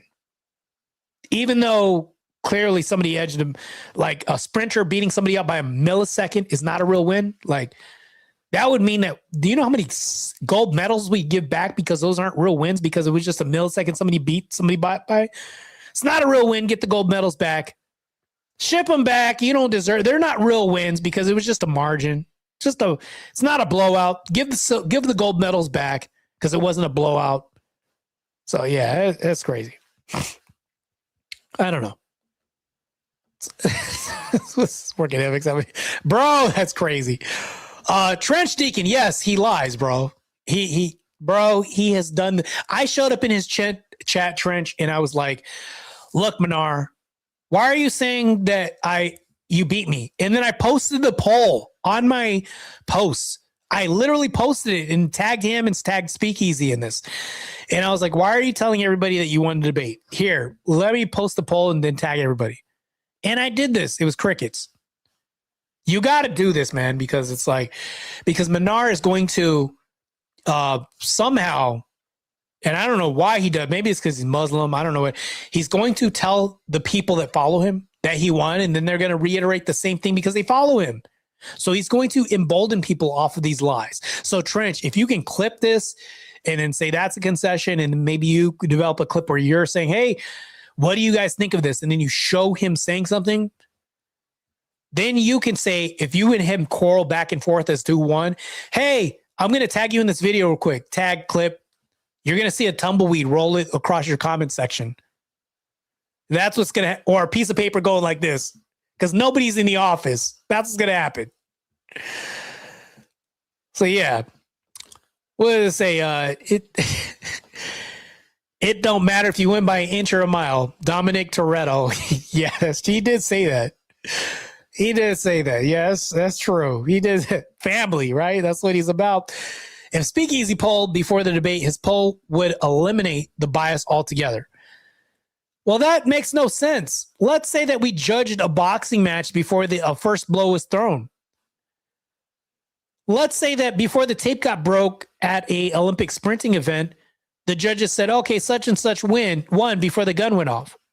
That's basically what this, and it negates the fact that a poll should be like that. It doesn't make any sense. Actually, there would be more bias. It would be an unfair bias that happens because we don't have objective reality showing. You would never see the person break the tapes, which you're going to just guess.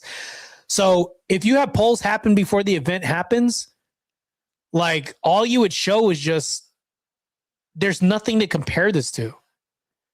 It would just be an emotional poll. Actually, that'd be more wrong bias than anything else. Hey guys, let's judge this boxing match before They put the gloves on. Who won? Who do you guys think won tonight? And then have them box.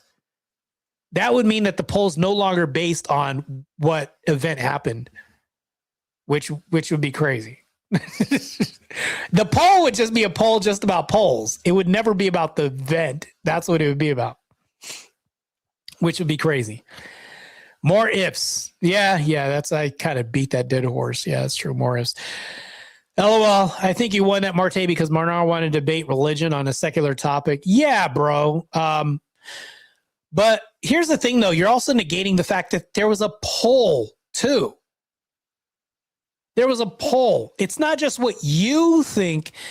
It's the amalgamation of everybody else in the chat, not just you. That's the beautiful thing about polls. We bring people together who may not also agree all on one thing, and they have to decide who's the majority winner. All together, people that don't even have conversations sometimes get together and decide who won. They have to do that. And then, of course, Pumpkinhead says, Menard didn't even debate. I think he did debate. It just wasn't, he didn't have a compelling debate at all. Maybe Menard ranted. Menard reported, like his name, Menard reports. That's all he does. He doesn't debate. Menard reports. It's, literally, you could just say a screen name, and that's what he did. He reported. He didn't debate. That's it. That's it. Trench Deacon, this guy didn't know what half Easy's chat ain't fans of mine. They don't like me much because I attack their favorites like Teriak, JS, Shiva, and Kyrian. Yeah, I attack Teriak sometimes too. JS, me had a debate. I beat him on the race thing. Shiva never battled him. Kyrian, I've had words with Kyrian. We joked around. But yeah, Trench, there's no reason why they should like me because I've attacked those people too. Half of those people. I've came at half those people too. There should be no reason why I should win polls in their chat. Because I know they like Teriak. I know they like these other people, and I've debated these people. So that's even more of an argument in our favor because you and I both have attacked these people. Well, no, I don't attack the people. Let me change. I attack their ideology and their arguments.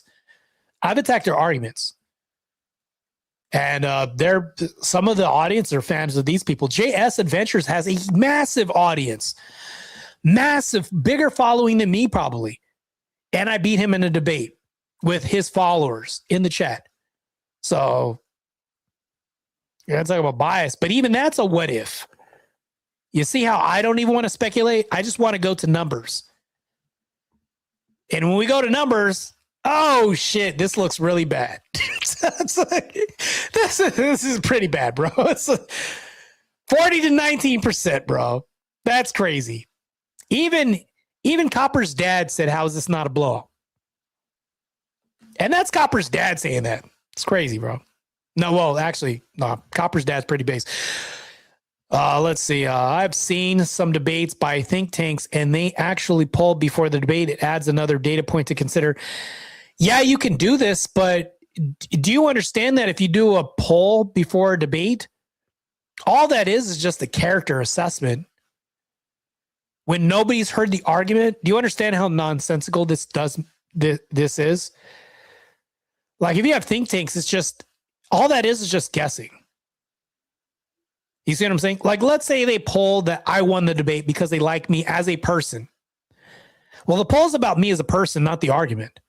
Because they haven't even heard the argument. They haven't heard the defense, haven't seen the defense. No, I think it'd be a really bad data point to consider, to be honest with you, because what are they polling off of? They're not polling off a debate because the debate didn't happen. They're polling before the debate, which means what's the poll based on if it's not based on the debate? Because it's not based on the debate. It didn't happen. What's the poll based on? My likability as a person? That's why I'd win a debate. That's probably the worst poll that you could ever have. Like, what would this?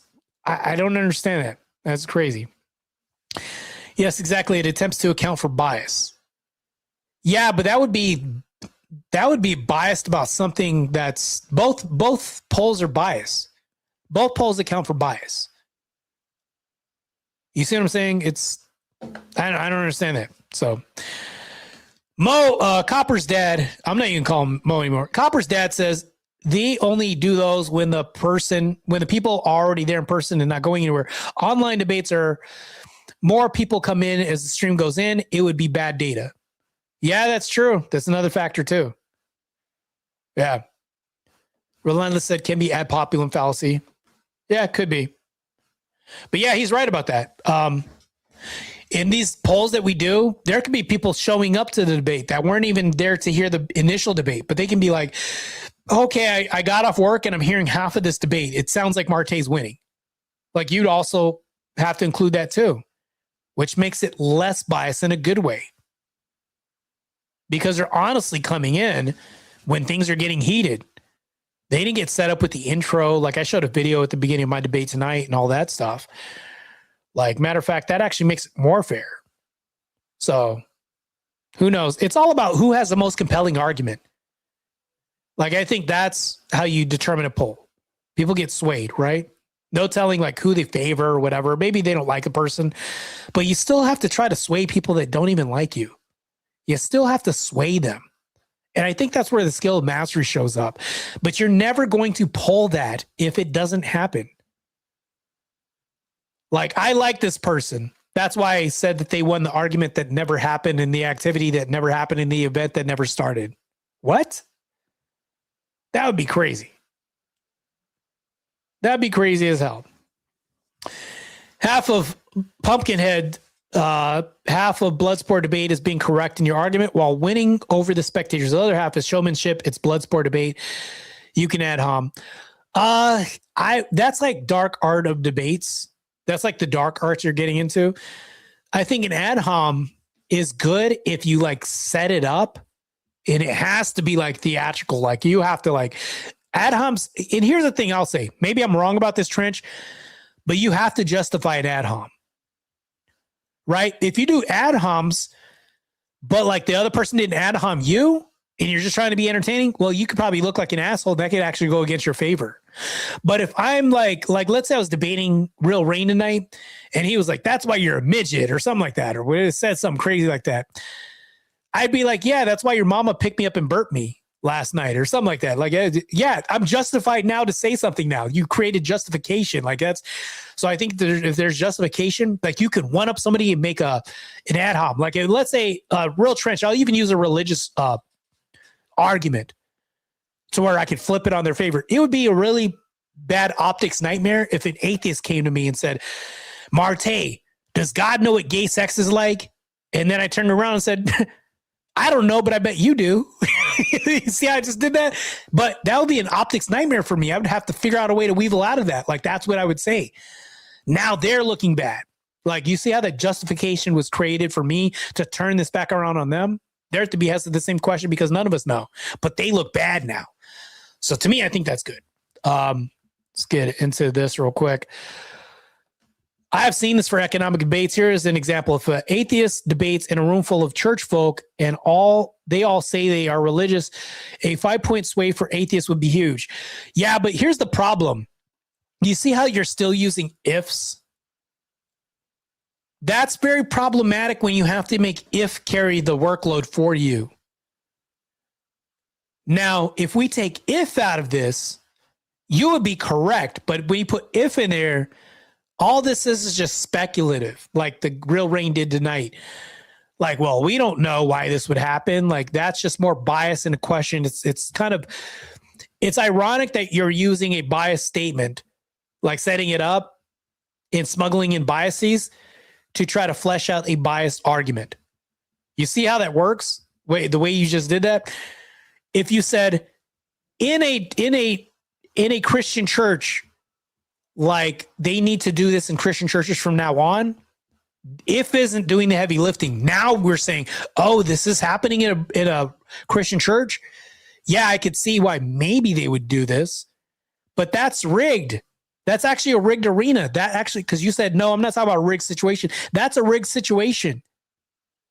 Because if I have home court advantage in a debate and there's nothing but Satanists around me, and those are the only people polling a debate, I would say that's a rigged situation. But before you just contradicted yourself, you said, well, no, I'm not talking about rigged situations. That's totally rigged. So you need to offset the rigged situation. That's what I'm saying. Like, but once again, if is doing the heavy lifting here.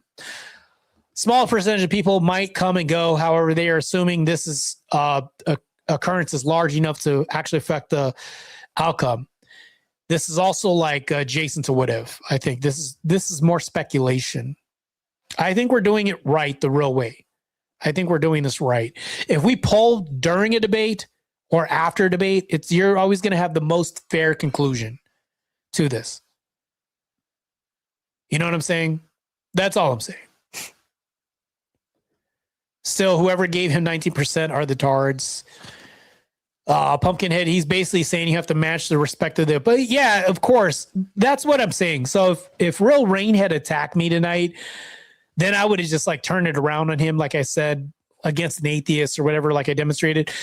But I would never attack somebody unprompted.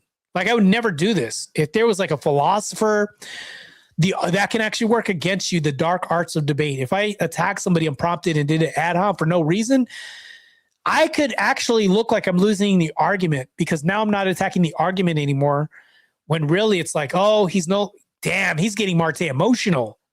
That's how it looks bad on me. Martae's not attacking the argument anymore. Oh, he just pissed Martae off. He triggered him. He got Martae now. That's how this can turn around and make you look bad. But yeah. I see. Thanks, Rain. Yeah, for sure, man. Well, that was Rain. It's not complimenting me. Also, Manar is a master tactician like Teriak. Manar will burn up your time by ad-homing, filibustering, stalling, playing dumb, and monologuing, and my favorite, poisoning the well. Yeah, but this doesn't work really well, Trench Deacon. So let's say that he is. I don't think you're being too generous. I'm not that charitable. I think you're wrong. I will debate you on Manar not being a master tactician. We can have a debate right now about that if you want to. I don't think he's a master tactician. What I do think he does is when you say, because I'm going to list them, ad-homing, filibustering, stalling, playing dumb. We'll just say those two things can be separate because those two things can be separate. Monologuing and poisoning the well. That's 6 things. What that is a conglomeration of throwing spaghetti at the wall to see what sticks. That's not necessarily, I would call that being a tactician. That could just be spurging. We could lump that all in, part and parcel with just spurging by saying, let me try all this. One of them's sure to stick. That's not really a tactician. You're just a guy that's a street brawler getting in here. A tactician is somebody that's going to wait for you to do the setup. They're going to wait for you to throw a right hook. They're going to recognize the pattern and be like, okay, he opens himself up. I see a hole. There's a weakness. Boom, knockout. That's tactician shit. What tacticians are going to do is get in there and just throw everything at you and see what works. We'll see what works. I'm just going to throw the whole kitchen sink at it and see what works. The kitchen sink could be like the worst shit ever. We don't know. I think by definition, tactician means that you're being tactical and wise about your moves and being decisive about what you do. Planning in this. Maybe there's a strategy. Manar doesn't have a strategy. I would actually argue against that. I think his strategy, well, no, even having no strategy is a strategy. But I don't think he's a tactician. You're too generous, far more generous than me. I've seen a few times where side A destroys side B in the opening statements. Then during the course of the debate, side B destroyed side A in arguments. So people who left after opening would say A1. Yes, Jared, that's a really compelling statement that you just made right there. Yeah, like my video of Charlie Kirk, that could have been a knockout blow. But then tonight, RealRain could have been like, no, you don't understand. Not only did he create a liability for the right, but his security was lacking, which caused his death. And then not to mention this, but his statements that he made, he couldn't even reconcile this. So he appeared racist on his face because he wasn't clear about his statements. That's a bad look.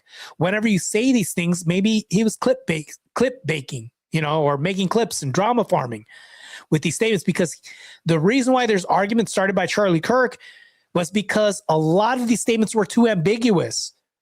So that's why the left was opening this up and weaponizing this again. Like he could have just said something like that, and then destroyed my whole argument. Maybe, I don't know. Let's just say that happened.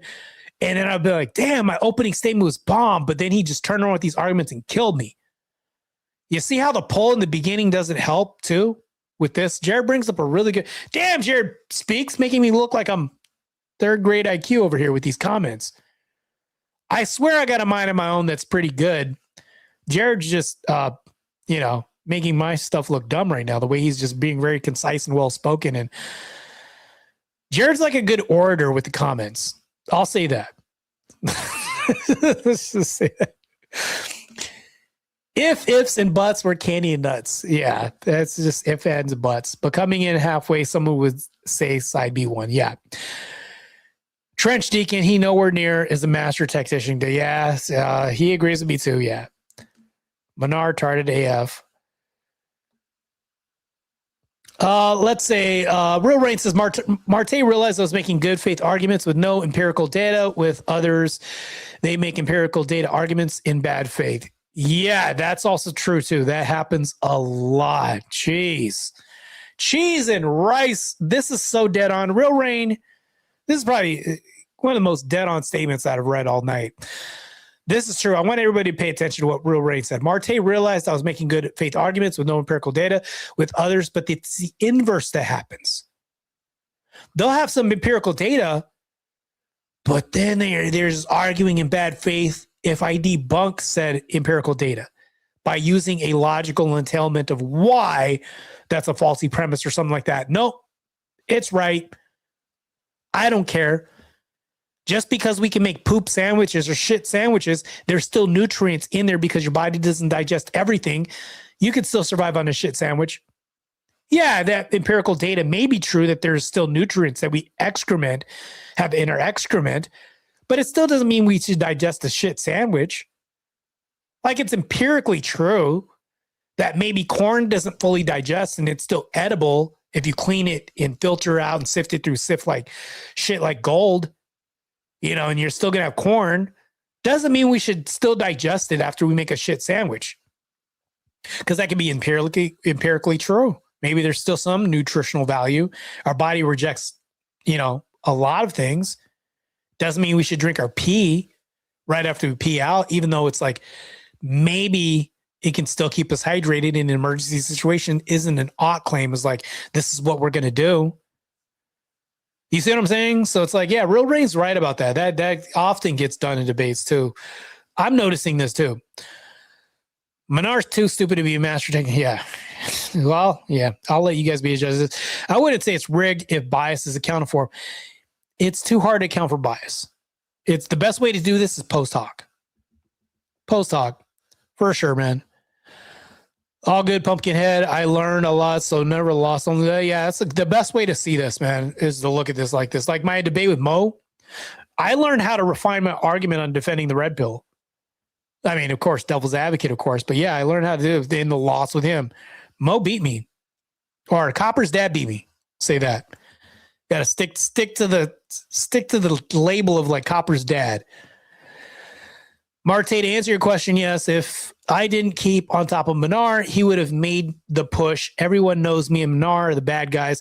I had no audience to offend besides the Muslim. Yeah. Yeah, you had to, man. There's no, you guys, that was just, I don't know what to comment about that debate. That whole debate was wild, man. True, this is Craftsburg, though. Yeah, it is part and parcel. It is Spurg, man. There's no way to reconcile good debates with Menard. You're going to get muddy. You're not going to be the most tactful person with Menard. You're going to mirror a little bit, to be honest with you. Like, you match people. When people greet you in public and they smile, and then you smile because they're smiling. Well, this happens a lot in debates that I've noticed too, that if somebody like RealRain is congenial and kind with me in debates and being good faith or whatever he says is good faith, I'll trust his word for this. But I feel like he was good faith too. This is me trying to take my bias out of this. Like, I'm going to mirror my opponent a little bit. But if they're going to be like, your mama's fat as hell, I don't know what, like all this, I'm like, oh, you're going to make me mirror you. It's like, and then it's like, well, who's more witty? Who's more entertaining at the comebacks? Now it's entertaining because like it's what's not entertaining if somebody isn't witty and they're not good at comebacks, and they like, there's also that.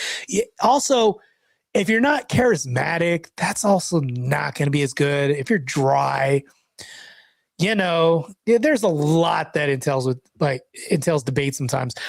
I'm not a master of debates. I'll tell you that right now, even though I talk like I want to be, but trust me, I'm not. These are just things that I observe, and I'm just coming from, I think, that's all. That's my humility coming out, I want to say. So yeah, he does spurg a lot, man.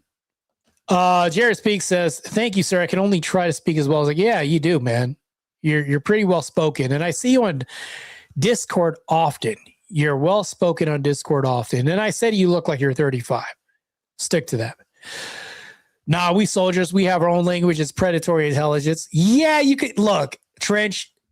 What you just did was taking what I said and said the same thing and said it in some warrior's language.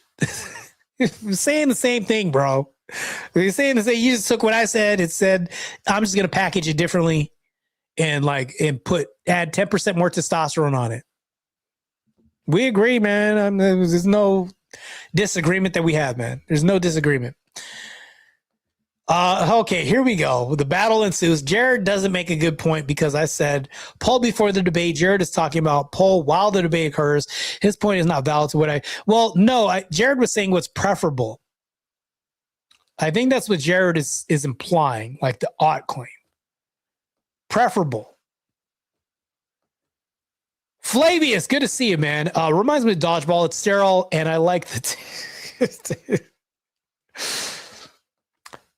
Trench Deacon says, I don't think Minar is stupid. No, I don't think Minar is stupid. I'll grant you that. Two things can be true.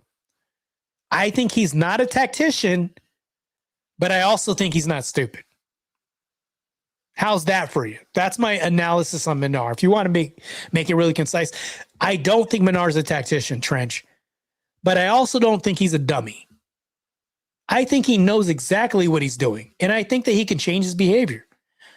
I just think that I think somehow there's some pride here. I think a lot of this is pride, to be honest with you. I don't know. I can't demonstrate how it's pride, and I can't prove that. It's like proving motive in a courtroom case. Motive is like the hardest thing to prove in a debate or a court case. Pride is also something that's hard to prove. It's hard to demonstrate. But I both think it, and look, think is using a lot of head work. It could be pride. Who knows? I can't prove that anyways. But anyways, thought it was funny that you were mocking him while he was talking with your nonverbal cue. He mentioned it during your debate, and I think he low-key got it. Yeah, I was yawning. So Workademics, I was yawning during the opening debate. I was doing that on purpose because I was like, this is so freaking boring. Let's get past this drivel, man. It's so crazy. I think I did, man. I gotta maintain that, man, because that's gonna make me lose. That's gonna make me lose a debate. If I mock people during their opening statements and debates, sometimes it can be too much, and that can actually make me take an L, even when I'm winning a debate. So I gotta really watch what I'm doing, especially in debates. Work hurts my brain. Trench, the real bias is the followers. This makes the wins feel better when you win over the mob. Yes. Especially if there's a mob that's the antithesis of what your belief system is and their followers. For sure. What up, suckers? Oh, this guy right here with the chicken and watermelon and Dave is so here's something Dave does. Dave likes to instigate. And this is my cue to leave. When Dave shows up, I'm about to get hungry because he's going to throw some food emoticons, emojis, chicken, which is extremely delicious and not fair, Dave. I don't like you as a person, Dave, because you make me hungry showing all these damn emojis. I don't like you. I'll tell you right now, even though you're one of my mods, I don't like you because when you throw that, that is like kryptonite. I don't like you. I don't like you at the moment because you make me hungry. My stomach grumbles. Then I got to go eat up everything in the fridge that's chicken flavored. Damn you. Damn, Dave. Yeah, sure. Likely story there. We love you, Martae. Yeah, okay, sure. But you're going to make me hungry as hell. Pleading through like my kryptonite. Yeah, Menards and bread. We'll see, man. Work. This is a lot, man. We'll see. Dave about to post that chicken and what? Oh man, I gotta leave before he does this because now I'm starving. Look, you already have this. Pavlov's dog is in full effect. Like, you know how you rung the bell and the dog was drooling? I see Dave Alyssa's name and I'm like, damn, chicken. Damn you, Dave. I'm all damning. I'm damning one of my moderators right now. I don't care. He's a moderator. I can damn him. See, I have good reason. Guys using kryptonite against a black person. It's totally unfair. Stupid. Anyways, like my mod said, like and subscribe. But I'm out of here, man. If you guys want to like the video. That's cool. I'm not gonna be like monetized until like March. They're whipping me right now. Slay. Yes, massa. No more monetization, massa. Like that's me. That's me right now. I'm on a plantation right now. Maybe I need to do one thing. No, I'm out of here, bro. I'm out of here. Nope, we're not doing that. I'm leaving before the fried chicken shows up. All right, you guys, be easy. Christ is God. You guys be based. Let's fight this degeneracy together. Trench, try to go ahead and send me a message. I don't know what your Discord is. And then Mr. Work, try to olive branch your way to Menard doing this debate and setting this up. That's two things that I pointed it out. Mr. Work, set this up if you can, because you're the best bet at setting this debate up. I'd like to have this would be entertaining for my whole audience on Cool Vic's channel. And then also, everybody else, God bless you. Trench, send me a DM on X if you can or something. Let's try to link up and let's join forces against these degenerates, man. Christ is God, and may God be with my enemies because they'll need it. Talk to you guys later.